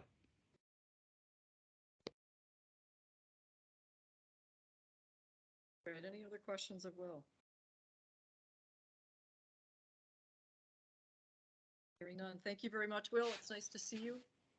Thanks, Thank Will. you. I'm always available for questions and I'll be in touch. Keep up the great work. Thank you. All right, that brings us to staff updates. Christine, do you want to run this? Sure. We're we've really started in earnest working to put together a digital equity, I would say a digital equity team to start working on the digital equity plan, and we'll be updating the board on that. We just really started that this week. But the team consists of Alyssa, myself, and Lucy for now. We are going to hire a digital equity officer, but that's going to take time. And we have 11 months to build this plan. So we're getting started right away. Again, we're just putting this together, so it's a little early to present to the board, but I just want to let you know that we're working on this. Since I was on vacation last week, I'll turn it over to Rob to hit some of the other high points. Rob, go ahead. Sure. Thank you, Christine. We've been busy with the new staff and new capacity. A lot has been going on. I'm going to let most of the staff people to explain that. I want to touch on one thing in particular, and that's you requested information on outgoing grants, and I'm interpreting that as changes to grants as well. We mentioned a few weeks ago about a Northern Borders Regional Commission grant. That was a $1.2 million grant for a single public-private partnership. After subsequent conversations among the staff and with some of the CUDs, we went back to NBRC and got more flexibility than we could dream of if we want to apply that elsewhere. So we're going to be having conversations with the CUDs as well as internally on the staff to see if it could help with other capacity issues that ensure that we're doing our due diligence, the CUDs are doing their due diligence, and building the capacity across the board for this crazy project we have underway.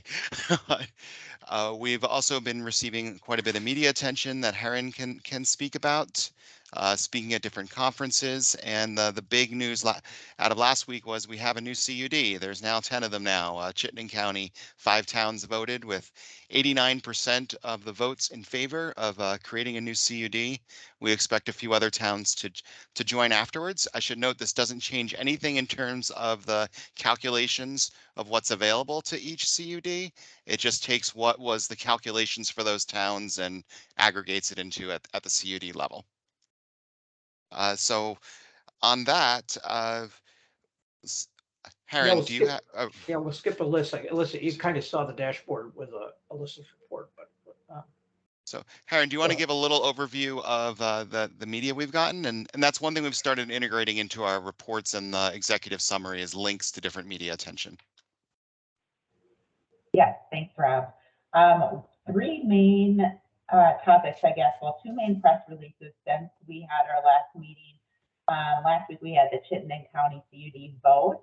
So we did get quite a bit of coverage on that. Rob did an interview today for a VT Digger story expected tomorrow. We had NBC5. There was a story on Friday. And Vermont Biz ran basically our press release.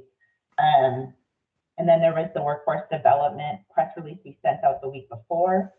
We had a nice article in the Rutland Herald that Christine did an interview for just on Thursday. It was a nice long interview with a lot of information. We also had Rutland Herald, and we had an interview on after the JITAC presentation. So I guess that was the 4th topic, and a little more TV on the workforce development, as well as more information going on our expanded town match program. That was a release from a couple weeks ago, and that went out on the VLCT journal to all their participating towns and cities, an article with more information for the towns and how to apply. So hopefully there'll be even more interest after that is out. That's what we have planned right now and what we've had for the last couple of weeks. Thank you, Aaron. And then there's a question. Lucy's gonna give an update on it, but we've got some upcoming construction grant application. Lucy's been working with the CUDs. Go ahead, Lucy. Sure, thanks. So the biggest news on the upcoming construction grant applications is we received the pre-construction grant from Lamoille FiberNet CUD and have invited them to apply for the full construction grant. We provided a few kind of cautionary notes along with it. There were parts of the business plan we had asked for further specification when they apply for their full construction grant, and cautioned them that they're currently in the process of they have an RFP out for their operations partner, and kind of cautioned that the timing there would put them in a different category than past CUDs who have already had their partnerships in place when they've applied for construction grants. But the big piece with Lamoille is that they are going to need clarification about this data in order to apply for their construction grant. So if the board is going to make a decision about what data is used, they're going to need that in order to forward with their application. Yeah, well, Christine, did I summarize that accurately? Yeah, that's it. So our goal would be to, is we'll get to the 28th meeting whether we have it or not. But the next board meeting, we want to come back, following up with the board's discussion around data policy. We do want to come back with that as soon as possible, in order to keep, or to give clarity to Lamoille. But we will do that, Lucy. Thank you. And then Kristen, do you have anything to? Christine, Yeah. what is Lamoille's ideal timeline to request a grant for construction? Well, they want to start right away. So just to clarify, they approached us with advice on what they need to do for an application, and they're doing, they're working aggressively to address some of those concerns. To be specific, all of the other CUDs had come in with an operating partner. Lamoille came in with a business plan, but they hadn't selected the operating partner. They made some assumptions, which I thought were valid in the business plan, but we just always came into the board with an operating partner. There's not a rule against that, but they're in the, so we're working with them. We want to be able to make a strong recommendation to the board. And so I believe that's a couple of weeks away for sure. But at this point, the data between Northwest and Lamoille are highly impacted by the data changes and how we handle that data. And it impacts their business plan. So we've got to continue to work with them. So my point is they would have liked to have come in, I'm sure, today with a proposal, but we were not prepared to back that. So my understanding is where we are right now is the allocation percentages that we calculate, or that were calculated a year plus ago, are finite, they're distinct. And that's what we're using to allocate funds. Are you suggesting that may change? Well, I thought as soon as we got the new PSD data, we would change. How do we take money away from one to give? We have a finite amount of money. Oh no, we're not changing the allocation of the funds. Thank you. That doesn't change. Okay, I understand the confusion now. No, we're not changing allocation of funds. It really impacts their business plan. We want to make sure that the CUDs have a sustainable business plan. And if there are known changes that occur, like any other business plan, you should incorporate your business plan based on those known changes. Doesn't necessarily allocate the funding, but it does impact their business plan. For example, if they've got 5,500 unserved addresses, they can assume a 50% take rate. But they lose 1,000 of those to a cable provider, that take rate's going to drop to 22% or so, or, less, probably 14%. I'm just throwing numbers out. Point being, it is going to impact the business plan, and the CUDs need to address that. Not for our sake, for their sake. But we run into the whole credibility problem, the reporting issues. It's one thing if a CUD came back to us and said, the numbers aren't correct and here's our evidence and this is what we want to do about it. That's one thing, but I'm very concerned about any shift in the numbers, but we're going to talk about this at a subsequent meeting. Yeah, we'll talk about this. Yeah. Patty. Yeah. All right, Laura's got her hand up. Yeah, I am also going to say I'm very concerned about this. So,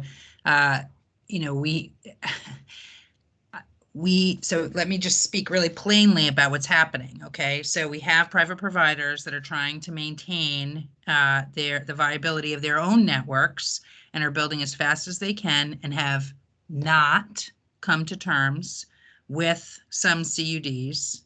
And so like we cannot base our policy on CUDs, on how fast, they're getting on this kind of this, I don't know, this, that tension between the private providers who refused to work with the public entities and the public entities. So if we're talking about adjusting, I hope when we're talking about policy, we're looking at things like, okay, how is the CUD increasing their marketing budget? How are they planning to deal with projected less, how will they deal with lower take rates with more competition? But changing the numbers or making them change their business case, like this is rough territory for me. Yeah, I agree. It's rough because the issue, and I think we may be saying close to the same thing, Laura. The point being, they've got to be able to describe how they're going to deal with the changes, and any good business plan does that. So, if I go to extreme, for example, if a CUD had 5,000 addresses and with the update they ended up with 2,500, that's going to impact their business plan. So it's got to be a sustainable business plan. That's the point. So it is going to impact their business plan, but it's not going to make their business plan unsustainable. And so what is needed for their plan to become sustainable, to react to those, to a private provider, dumping a whole bunch of addresses or filling a whole bunch of addresses in a non-cooperative way with the public groups that have come together to ensure universality in a region. So I agree with you. There needs to be, we need to help the CUDs adjust. We need to help them think about what that means. But I do not think it means, okay, now you have to plan for 2,500 addresses. I think it means now you have 2,500 with no competition, and now you have 2,500 with new competition. What is your plan to talk to those people who recently were served by a private provider that refused to cooperate with the public entities that formed to ensure universality? Yeah, I actually think we're saying the same thing. That would be making me really happy, Christine. Yeah.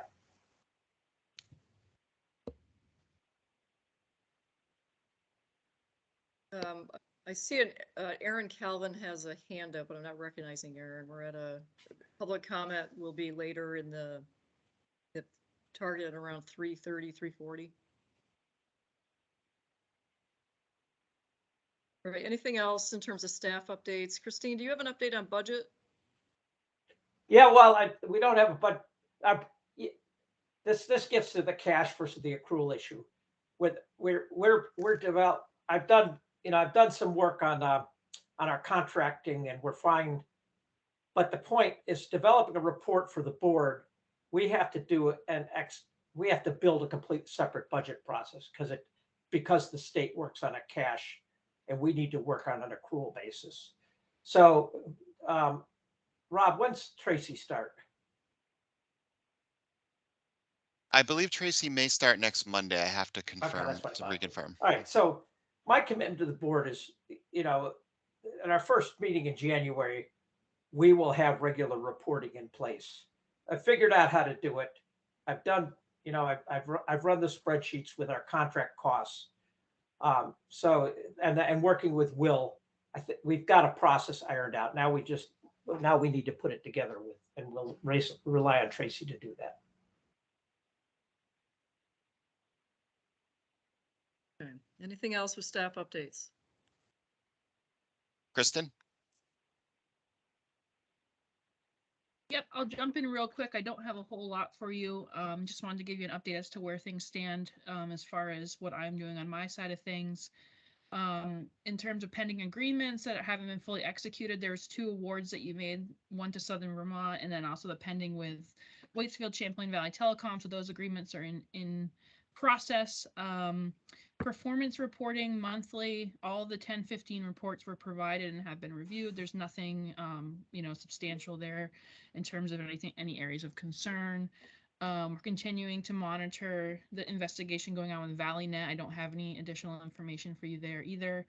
Alyssa and I are going to be working together to try to standardize some of the reporting going forward. So that's something that we're hoping to implement. Hopefully for next month, we'll see. That way, it's going to be a little bit of a different reporting process for the communication unit districts to standardize it and make it a little bit easier on their end and our end of things. So we'll be providing more communication on that as that gets underway. And then as I noted in the last couple of meetings, we're still working on the framework for the compliance review and monitoring protocols. I'm trying to connect with a couple of the other departments, Agency of Transportation and Commerce and Community Development. We've been trying to set up a meeting with them to just kind of go over what their processes are to try to make sure we're in compliance with what other state agencies are doing. So that's where I'm at with things. Thank you, Kristen. Is there anything else, Christine? Oh, that's it. Thanks. Okay, I just want to make a call out of the board packet and several informational items, dashboard updates. Those are really good. The maps relative to where we are with spending, where the CUDs are, the dashboard stuff that was provided in the packets was very helpful. Thank you. I assume that's Alyssa. Just wanted to call those out, that those are very much appreciated. Great. We are on to item 6 of our agenda, extended VCUDA update. Patty, can I make one comment though? Yes, Holly. So I have asked meeting after meeting for a form of agreement so that we can review, so that we as board members are aware of the enforceability provisions in our agreements. It's not part of Krista's review. And I don't know why that's so hard, but we have no visibility of either how standard our agreements are or what their enforceability provisions are like. If we're not allowed to see those agreements, then I guess I would be asking Stan to be doing a review of them. I just don't get it. Yeah, we've had limited staff since the last board meeting. We are putting that together. So it's not like we're trying to hide something from you. Do you have a target date, Christine, as to when we might see something? Yeah, I'll ask Rob that question. Rob and Stan. When do you think the grants will be ready for the board? I think it's more we wanted to develop a overall system for sharing documents with the board that works, and that's what the delay has been at this point. I don't see a reason that we couldn't send, if you want an example of a grant agreement immediately or a packet. We were just trying to figure out a way to do it where everybody has access on a regular basis to all the same materials. And I said there was no, we were very short staffed last week. But Stan can talk about the grant agreements in terms of it's not just Christine and I, right? I think a sample would be an awesome place to start. I do appreciate that you're trying to standardize a process for access. That's great. But just ship one over for anybody who wants to read one. Yeah, we could ship that to the board. We'll ship a grant agreement to you. That we could do tomorrow. All right, let's make that an action item to do. Okay, you Check got that it. off. Excellent. Stan, do you want to add your involvement? Yeah, I get the grant agreements and do review the enforceability provisions in them. So I have taken a look from this perspective. Great. It's good to know. Looking forward to seeing him. Okay, got it. Christine, can you add that to the parking lot so we can just verify that it's been done? Yep, I'll add it to the parking lot, but by the time you see it, it should be done. Yep. All right, so now we're on to Vikuda update. Great. Well, thank you. And we, hang on, let's see what happens. Actually, Rob, I just sent you a PDF of the slides, and since Teams is asking me to do an update, maybe it'd be better if you just shared them. Would you be willing to do that? Hold on, sorry. Let me see if I can get there. Okay. Well, thank you for the chance. 10 days ago, I think actually VCBB staff and Vikuda received a request on the same day to do an update to the Joint Information Technology Committee of the legislature. And we both pulled together very quickly some slides. And my understanding of the request from Rob Fish is to share with the VCBB the slides that Vikuda presented. I will tell you that these were put together pretty quickly. And in fact, the CUDs would welcome an opportunity to do a more extended update where the individual voices of the 9, now 10 CUDs could answer questions and such, but we didn't pull that together for today. I'm just going to walk you through the kind of update CUD by CUD, and then if you want to do something longer and involve everyone, we'd be happy to do that in the future. And Rob, I know I put you on the spot there, so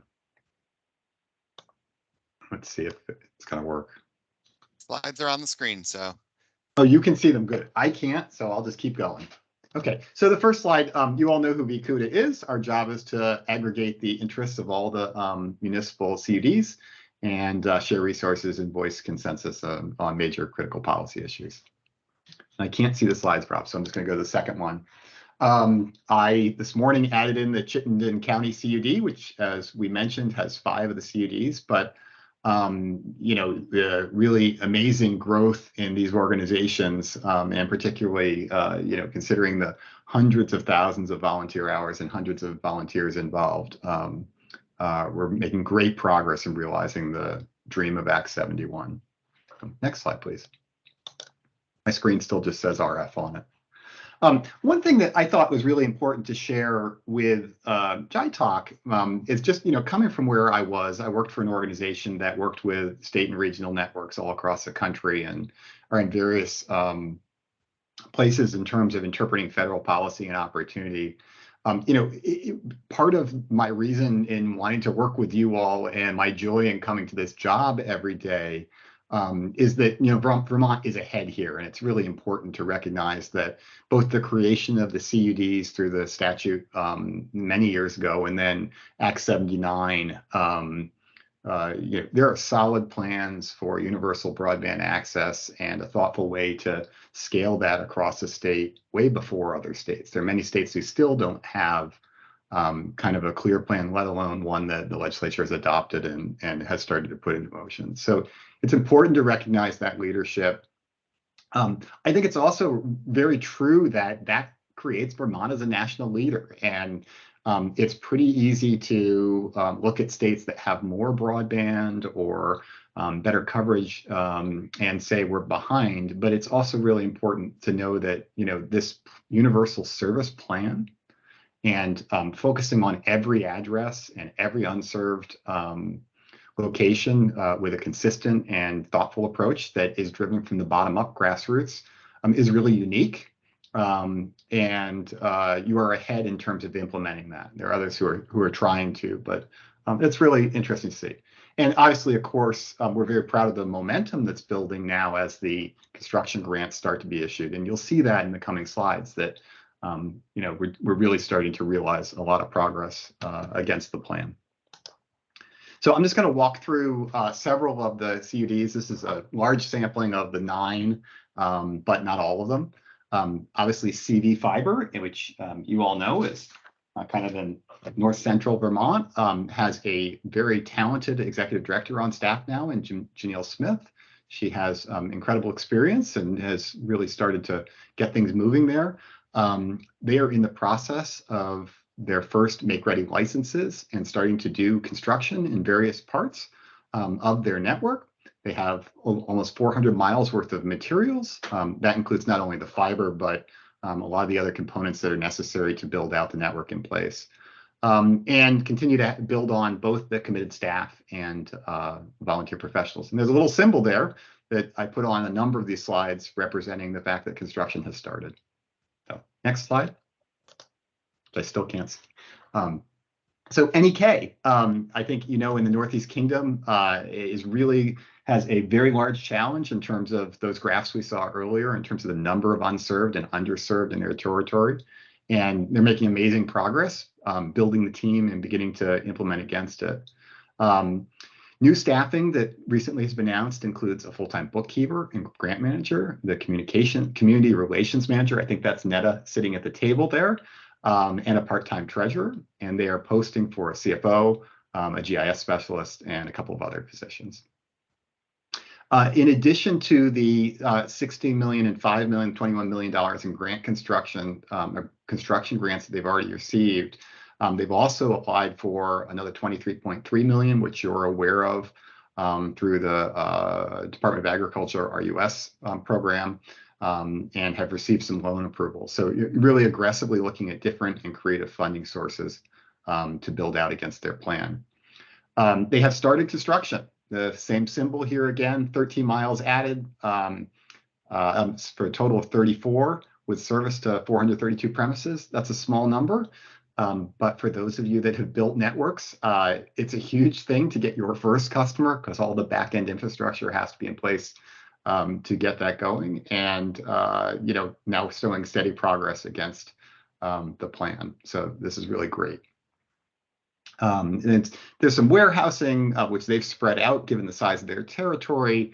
They have 11,000 poles of make ready, 463 miles that have been in place. You'll see this come back up later on in the presentation. Make ready is going to be a real issue for progress. And in their case, at the time we did this 2 weeks ago, they had received licenses for just 38 miles of the 463. And other things like cabinet locations are moving along speedily. Okay, next one. Maple Broadband also has the construction symbol. And Ellie DeVilliers has started as their executive director. And I think many of you know Ellie, but she has extensive experience as well, and is focused on kind of building affordable access in other markets, and it's a delight to have her here now in Vermont. They've received their construction grant for portions of Cornwall. I won't say that one because I'll probably get it wrong, and I know what happens when you say them wrong. Middlebury, Orwell, Salisbury, Shoreham, and Whiting. And Syracuse Utilities has started construction after a competitive bid, and they have service launch planned for early 2023. Ellie had a great stat that she shared. They estimated 2,600 volunteer hours from the communities that they're going to serve in the past 6 months alone. Okay, Northwest Fiberworks. Sean shared some data here about what they've been doing, and obviously refocusing on the service model plan and the financing model for their new build out, continuing on working on rates and network licensing. I don't know, this may actually have occurred by now, but soon to publish an RFI for network licensing support and the operations support. They have fiber delivery coming in early December, and they have a detailed design started for the first zone of their activity. So lots going on there and getting ready to start the construction process as the funding comes along. Next one. Southern Vermont CUD, as you know, was just recently approved, and Consolidated has already started making progress on the early phase 1 deliverables. Progress, some of this, they kind of mixed the way they reported it, but progress from the things that were funded through RDOF in a number of towns that they expect to be completed in 2022, meaning in the next month or so. And then as they start to work into the BCBB funded grant application, they expect to make great progress in that and to start seeing that really move forward by the end of 2022 or the early 2023. They commented on the fact that they really benefited from their collaboration with the Bennington County Regional Commission, and listed a couple of names there that they wanted to make sure that they called out thanks to. Okay, DV Fiber, also in Southern Vermont, has started construction as well. Gabby Kufreda has joined them as executive director, and they have plans to add additional administrative support in the coming months. They've made some changes in their governance structure to empower an executive committee so that they can make decisions faster, and obviously has the full support of all their elected representatives to create that executive committee. Their second grant has allowed them to start construction of 513 miles. And that's about 2/3 of the 7,700 addresses in the district. They plan to go live with their initial group of customers very late this year, early next year. And construction continues into 2023. Okay, we have a neat little task force that's getting underway to talk about subsidizing eligible customers and how to address that as well. Memorial, there's Val standing in front of a bunch of spools of fiber, and also another executive director recently hired. They're working on a grant coordinator and project construction engineer. They may actually, I may have that wrong, they may already be in place. First grant for pre-construction is in place, initial high-level design's done, financial model and business plan are done. They've ordered their first fiber, which you see has been delivered.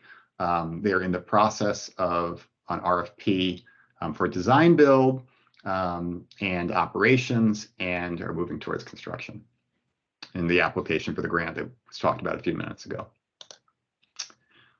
The last one I have an update on today is EC Fiber. And, as many of you know, EC Fiber is kind of the grandparent of the CUD initiative here.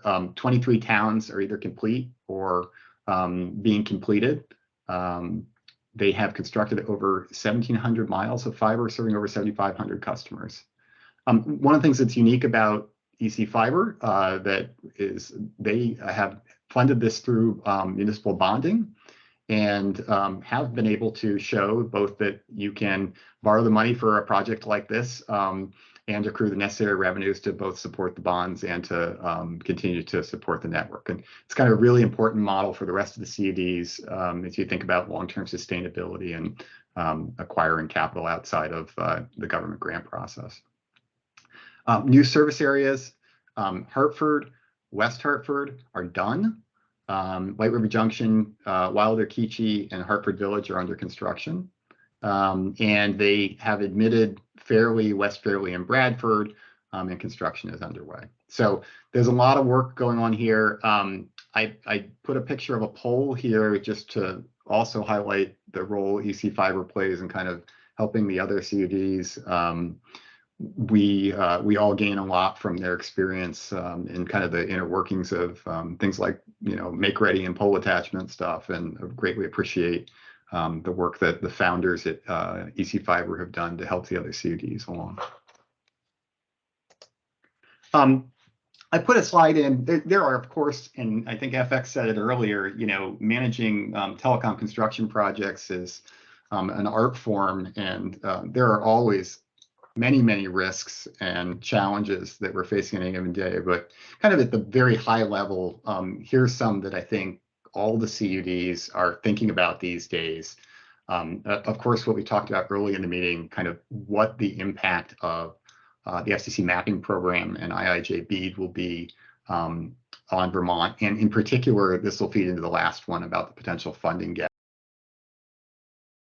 Federal mapping data and BEAD program become dependent on a bunch of decisions that have to be made over the next 6 months. There are a lot of concern about delays in that funding being released and when that will happen. So we need to really focus on leveraging the community knowledge we have, improving the state data, making sure the state data is fed into the FCC data, and that we do everything we can to make sure that federal data properly represents Vermont in its best light. We've been working, as we've talked with you about in the past, on the issue of both the pace and the cost of Make Ready, and this is the ability to get on the polls. And there's been some great conversations in the last month, and they need to continue in terms of how the CDs, the VCBB, and the poll owners can improve this process as best we can. We're still seeing some Make Ready estimates or Make Ready invoices come back that are higher than the estimates that the engineering firms initially designed. And of course, we'd like to see the pace increased in such a way that some of these applications can get acted on more quickly. But again, great collaborative spirit there, and I think folks are going to tackle that together, which is the right way to do it. And then I guess the last high-level one is just some concern that as the ARPA funds tail off and the BEAD funds probably don't get released until very late 23, maybe 24, and then of course the program will have to get put in place at the state level to administer those funds, that there may be kind of a hole in the funding. And there's such great progress, there's momentum, and crews are mobilized. They're going to be in Vermont building out the stuff that's been already authorized. It would be terrible if we sent them away, demobilized Make Ready, demobilized construction, and had to wait for this next round of funds. And so that's a timing issue, and there probably are creative solutions to that, but it's something that we'll have to look at. And then, the last slide, just to conclude this, it's really important to remember, we can talk about this like any other telecom concern, and these organizations are qualified and staffed to operate that way. But what's unique about what we're doing here is the people. And, it is indeed the community volunteers that started these organizations and govern them and ground them that makes this whole process different. Again, it's a pleasure to be part of delivering world-class broadband as a community-driven, bottom-up initiative. And so I think that's our update, and thank you. Thank you very much, Rob. That was fabulous. Really appreciate all the work you put into that. That was very helpful. Any questions of Rob? Rob, I had one question relative to that the issue you brought up relative to potential funding gaps. Are the CUDs planning for that? I think it's just starting to become clear how late the release of the BEAD funds may be, and so I would flag this as something that people we're becoming aware of. I think I know Christine and Adam have been thinking about creative solutions, and we've been just starting to think about what would happen there. So no probably is the right answer. It's more an awareness issue right now. We don't have solutions yet. Yeah, I really applaud you for bringing that up. So we're all thinking about it. So rather than CUDs looking to us to solve that, I would hope we're all got our collective brains on it so we can figure out a path ahead. Yep. And in the date, we don't actually know yet, which is part of the challenge. Right, right. But it's a good thing just to plant a seed and I think be thinking on it so we can have solutions if we get there. Anybody have questions, comments? All right, thank you very much. We have next item on the agenda is a standing policy and goals discussion. So Christine, Yeah.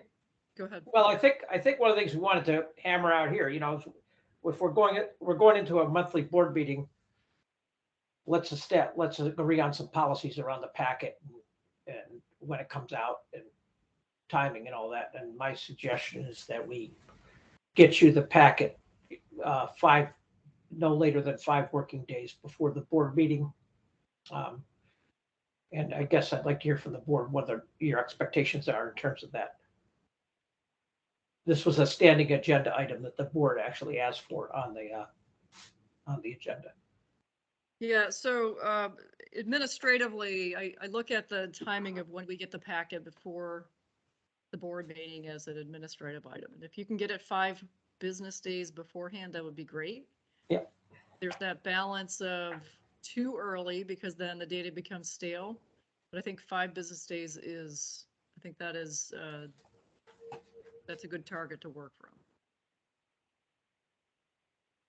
The idea of this policy and goals discussion is so that as we move to the monthly, we haven't moved to monthly yet, but as we get to that process of moving to monthly meetings, that we have a standing item to discuss policies that we want to chew on and vet and hopefully come up with a policy. Right now, I have 2 items on my list for future discussion, not for today, but for future discussion. One is the data set policy that Holly had brought up, is to vet that and come up with a policy on data. And the other one I have is kind of our mission statement, what our guiding mission is relative for MAC 71. I'm not planning to discuss that today, but that is a policy goal item that I would like to discuss at a future meeting, so that we're all on the same page relative to what our mission is.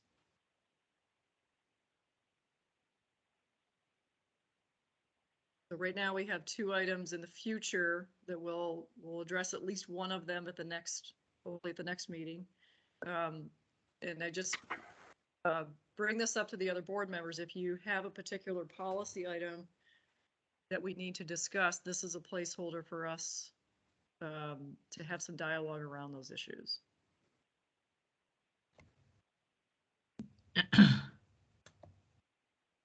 Laura, you have your hand up? Yep.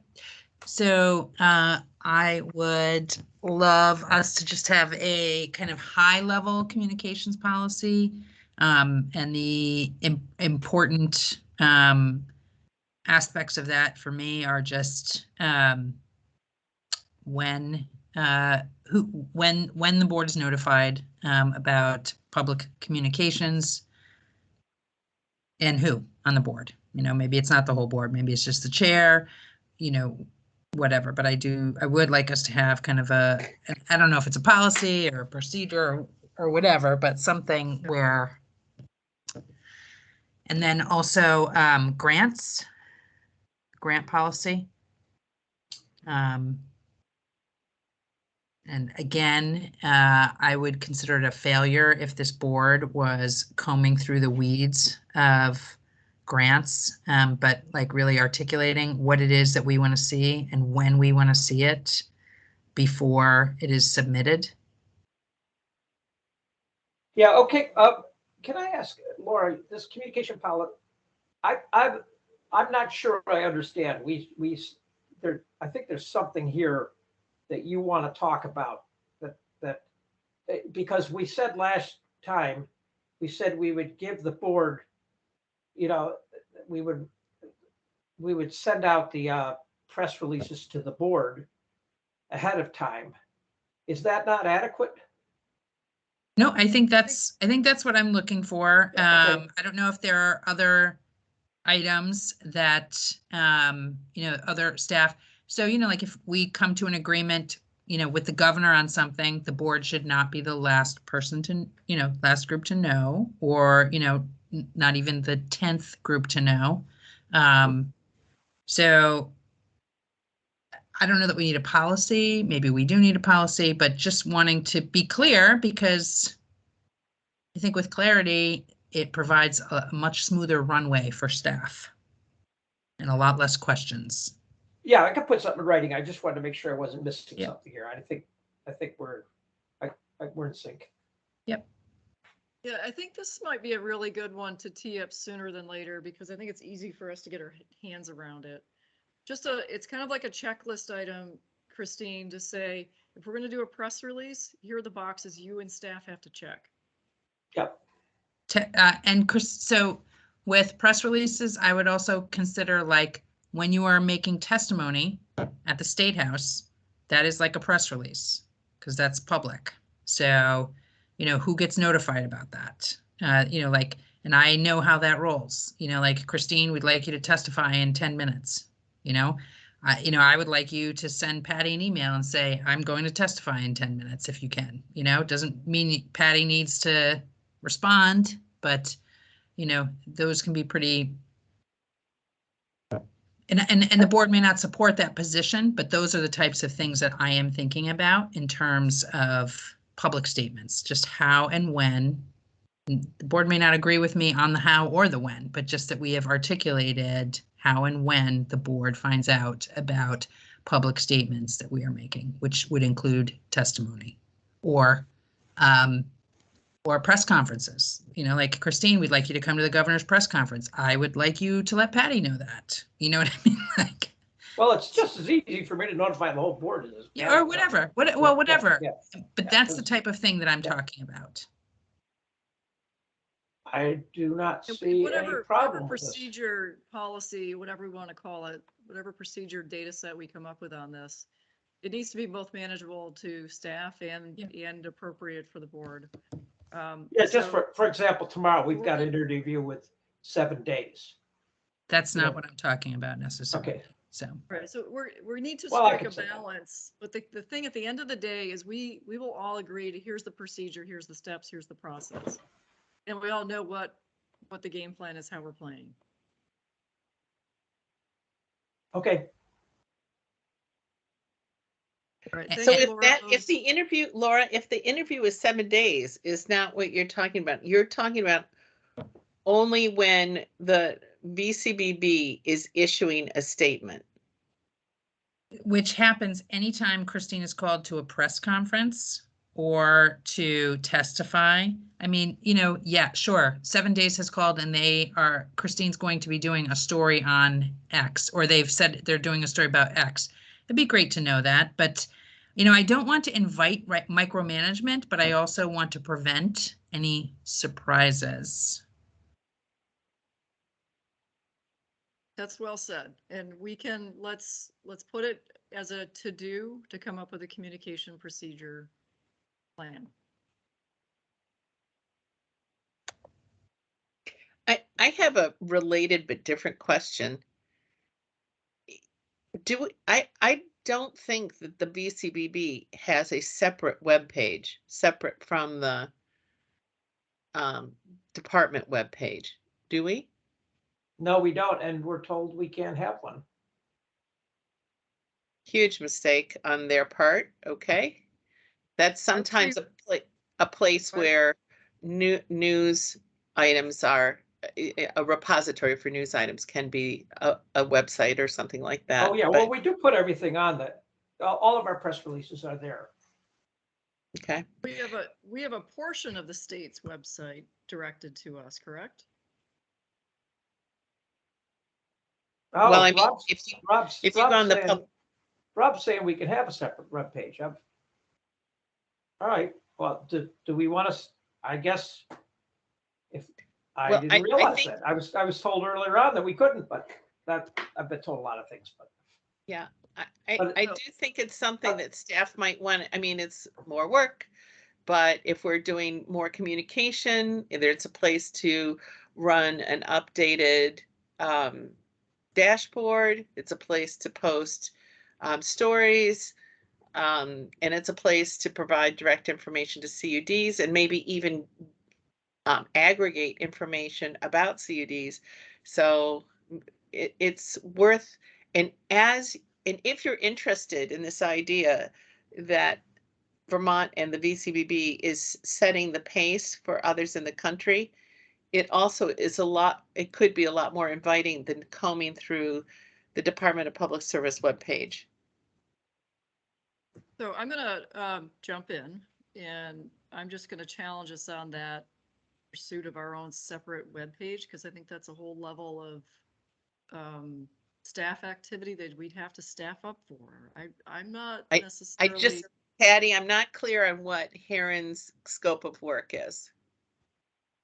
Well, it's Heron's scope of work is what do we define it? So we haven't defined Heron's scope of work to develop a separate webpage. If that's something that the board wishes, we could define it. Yeah, well, I think we need to talk about it. I don't think you have consensus that we need a new website just for VCBB.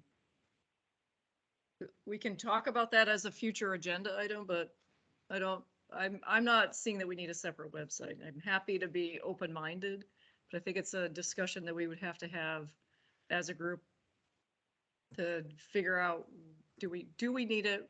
What do we need it for? How much will it cost? All that stuff. Let's add that to our future policy discussion. Okay. And Patty, I'm perfectly willing to be told that it's not within the range of the capacity of staff at this time or whatever. I'm just saying we should actually make the decision. Yeah, I think it's a good item for us to chew on and dig in, and happy to do pros and cons of it. Just it's a future discussion item. It's not urgent. It's not urgent. Yeah, and I would say also let's let this data hub play out, because you may find that data hub answers 90% of those questions. We do have a separate data hub. That's where we're going to do all of our progress reporting. That's the whole interface that Alyssa's been showing you. Yeah, Christine, you're right. I was looking for that repository where things like news releases could be posted and with advance notice to board members, or however you want to do it. Yeah, I hear your request. Yeah, it's not even a request. Yeah. Well, I hear. Yeah, the question is. Yeah. It's a good question to bring up. Look, but I think we may that this issue may die because we may just have addressed it when all is said and done. But it's on the list. So for our next meeting, would we be ready to tackle the data set policy? I want to be very clear about what we're going to do in this space for the next meeting, because in 2 weeks, we're still on rapid fire turnaround every 2 weeks now. In 2 weeks, are we going to be ready to set a data set policy or have a deep discussion on that? Yes, we will have the data policy together by the 28th. That's and you'll have a proposal for us to consider? Yes. Okay. Maybe something for us to do, I think, is fairly easy as a mission statement, so that we can all get on the same page about what our charge is. I'm gonna raise that as number 2, Laura.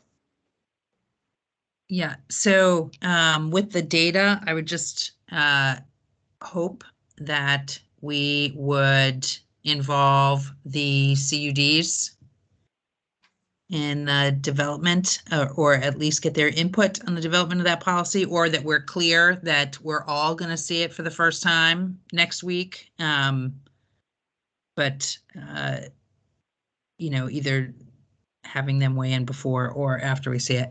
And Patty, I know I owe you materials. They are half complete. So If we don't necessarily have to tackle the mission statement next time, but I want us to have something on the agenda to chew on in this slot for policy and goal discussion.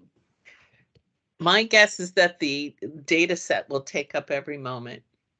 You're probably right. And then some. Yeah. All right, so let's just do the one item for next time, and I'll just keep asking about our mission piece so that we can all have a a single statement of what our mission is, and we're all pulling in the same direction relative to that mission. Yeah, and remember, we already committed to you that we would review things with the CUDs before we brought them to the board. So that, I don't know where we capture it in the policy, but for me, that's a policy we've established. Thank you for reminding me of that, Yeah. Christine. Yep. But yeah, somehow we'll figure out how to capture all this in writing. But just to let you know that I consider a verbal contract a verbal contract. All right, let's move on to public comment unless somebody objects. Rob, can you run public comment for us? Sure. We have two different comments You're pull your mic down. Sorry about that. So we have two people. First, we have Ray Pelletier, followed by Aaron Calvin. If you can also just say who you're representing to, just so we can get it for the minutes correct for sure. Hi, this is Ray Pelletier. I'm the chair of the CV Fiber Finance Committee. And I'd like to underscore the point that Rob made earlier with regard to what I call the grant gap. And I want to share my screen here for a second. We're building a 1,200 mile, $60 million network. We have about $23 million in ARPA grants. If we have a decent burn rate, we're going to run through that money through the end of 2023. And that assumes that we might spend up to $750K in our town opera funds. B grant money is going to arrive sometime in 2024. We have no idea when that's going to be. And it's either going to be $100 million or some number north of $100 million. So it could be as high as $250 million. So our share of that is going to be somewhere between $9 and $23 million. What's going to happen during this period of time here is, as we taper off our work, we start losing our construction crews. Material prices are going up. In 23 and 24, material prices and labor prices are going to go up. We won't be in a position to buy hundreds of miles more of materials in this period of time here. So we're going to wind up in a queue, perhaps when we get down to here. Now, what I'm going to do at the end of this year is add another 200 miles, buy another 200 miles, and maybe buy some more here so that we don't wind up being able to start work, but not have materials. But there's this grant gap of a period of time. Is it 4 months, 6 months, 8 months? How long is that grant gap? Now, each of the CUD is at a different point, so their burn rate might take them a little bit longer into 24, and the gap might be shorter. But some of them might be, like where I think we're going to be. If we have a lot of green lights, in my view of the world, when you have make ready done, it's green and you can do construction, right? So if we're green, we can easily do 100 miles in 22, another 400 miles, and then we're out of money. We're out of money. And so what happens here? So this is something we're very concerned about. And I know that Adam's working on it. We've had a couple of exchanges of emails and stuff. And like I said, each of us is going to be in a separate spot. I'm happy to take any questions.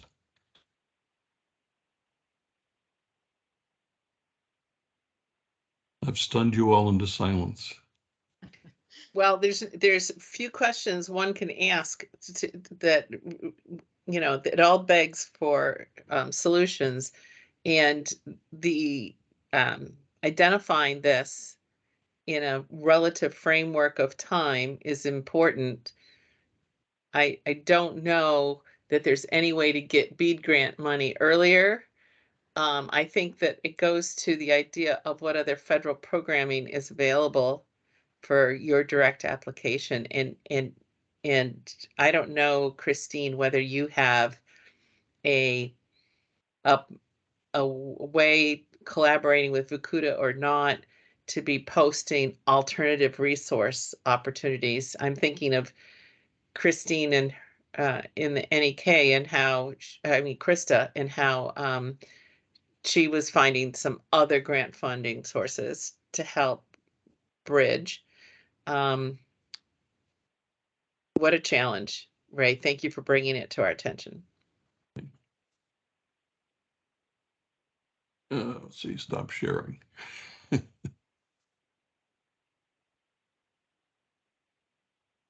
Rob, who's next? Up next, we have Aaron Calvin. Aaron, if you could unmute yourself and turn your video on, and we'll profile you here.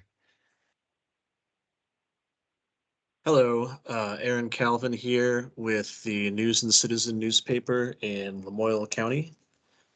My question is kind of first broadly about what the board advises or how the board advises CUDs approach, you know, planning and construction in areas where there are multiple private providers that are already doing a lot of work at a faster rate and kind of creating almost like what it seems like to me like a log jam in the area. My specific example here is the one in Cambridge in Lamoille County, where you have Stowe Cable and Mansfield Community Fiber building out a lot of that area. I don't know if you're advising that the CUDs try to deprioritize areas like that, or you know, how to approach the situation when companies like Mansfield Community Fiber have said that they plan to eventually try to serve or offer access to every address in those towns. Are you, may I ask this question, Aaron? Are you asking us to make a comment to the press? Aren't you with Yes. the, didn't you say you're with the media outlet? So are you interviewing all of us at once? Well, I tried to ask the president of Lamoille Fiber, Val Davis, some questions about this specifically, and he advised that I attend this meeting. So I'm going to jump in here. This is this segment of our agenda is for public comment. And we'll take your question as a public comment, but the board is not in a position to respond to the question you posed. And I'm going to actually direct you to talk to Christine. And if there's a specific question relative to Lamoille County, I think Christine is your conduit to have a discussion.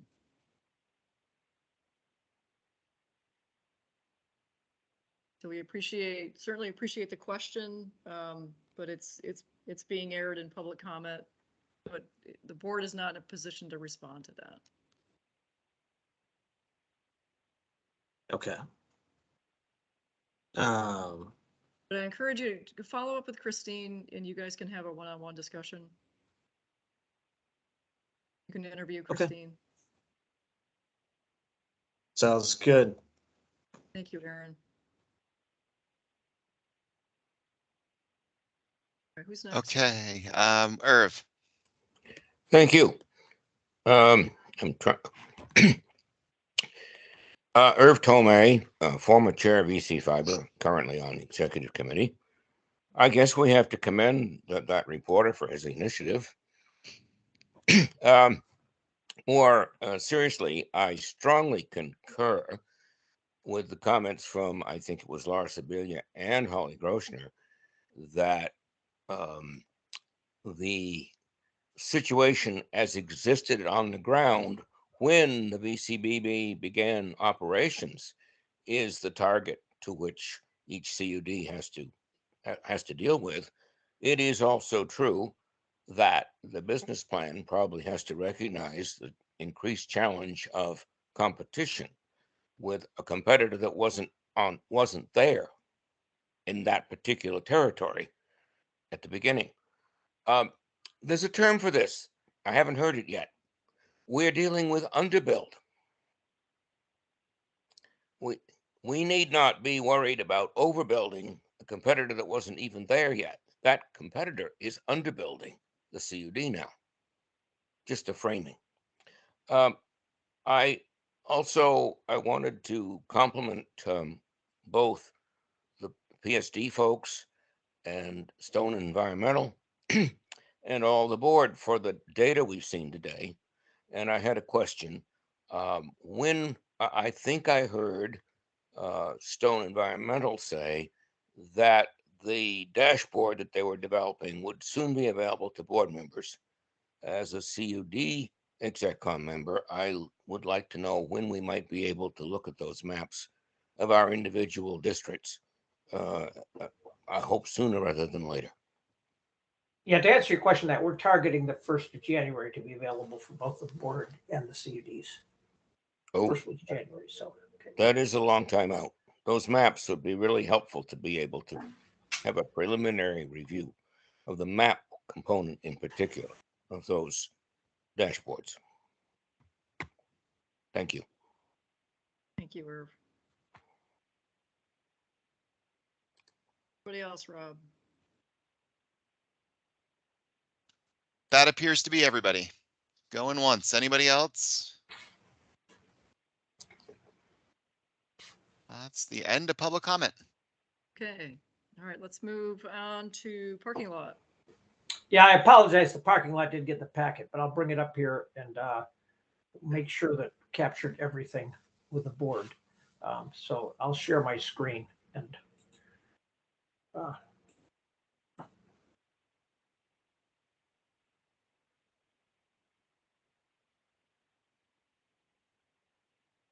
me find it here, see which one. There it is. Okay, so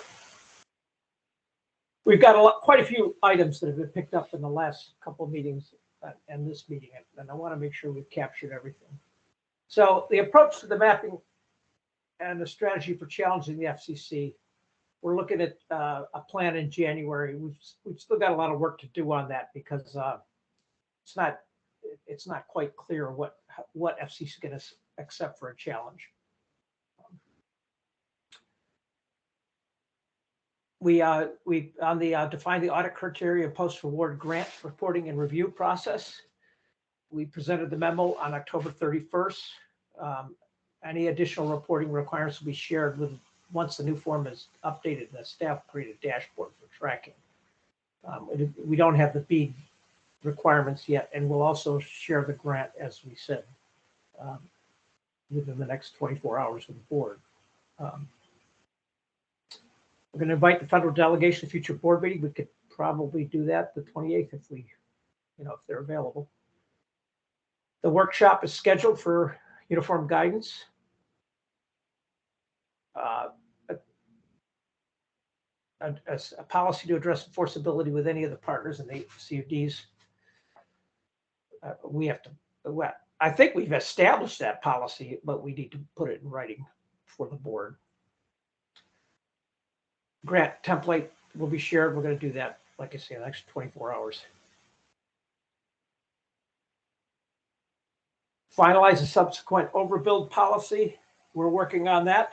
That ties into how we're handling the data as well. So we'll that's been presented a few times.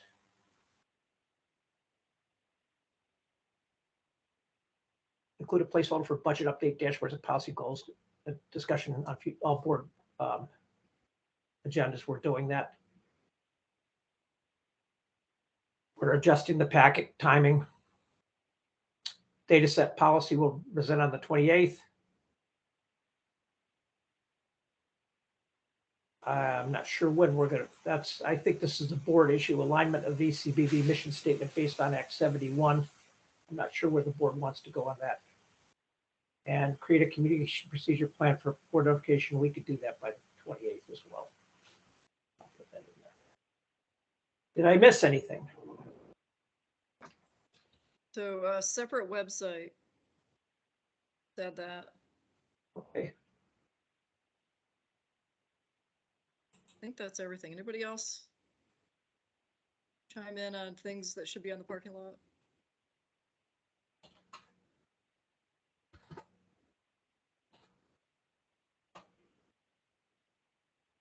Christine, on the mission statement, I'm gonna take that assignment to lead that, to put a proposed mission statement for us.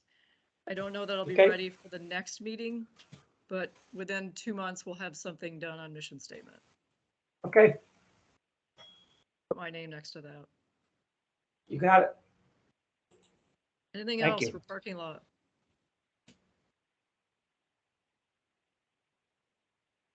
Okay, I'll stop my sharing. All right, I have the date of our next meeting as November 28th, still 2 weeks away. And is everybody able to make the 28th? We know if there's any conflicts at this time? Is it the Monday after Thanksgiving? It is.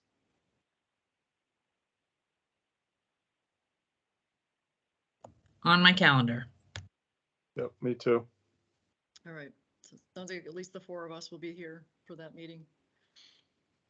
All right, with that, I'm going to make a motion to adjourn. Is there a second? Second. There's a second. Any discussion? All those in favor, please say aye. Aye. Aye. Aye. Any opposed? Motion carries. It is 3:03. We are adjourned. Thank you, everybody.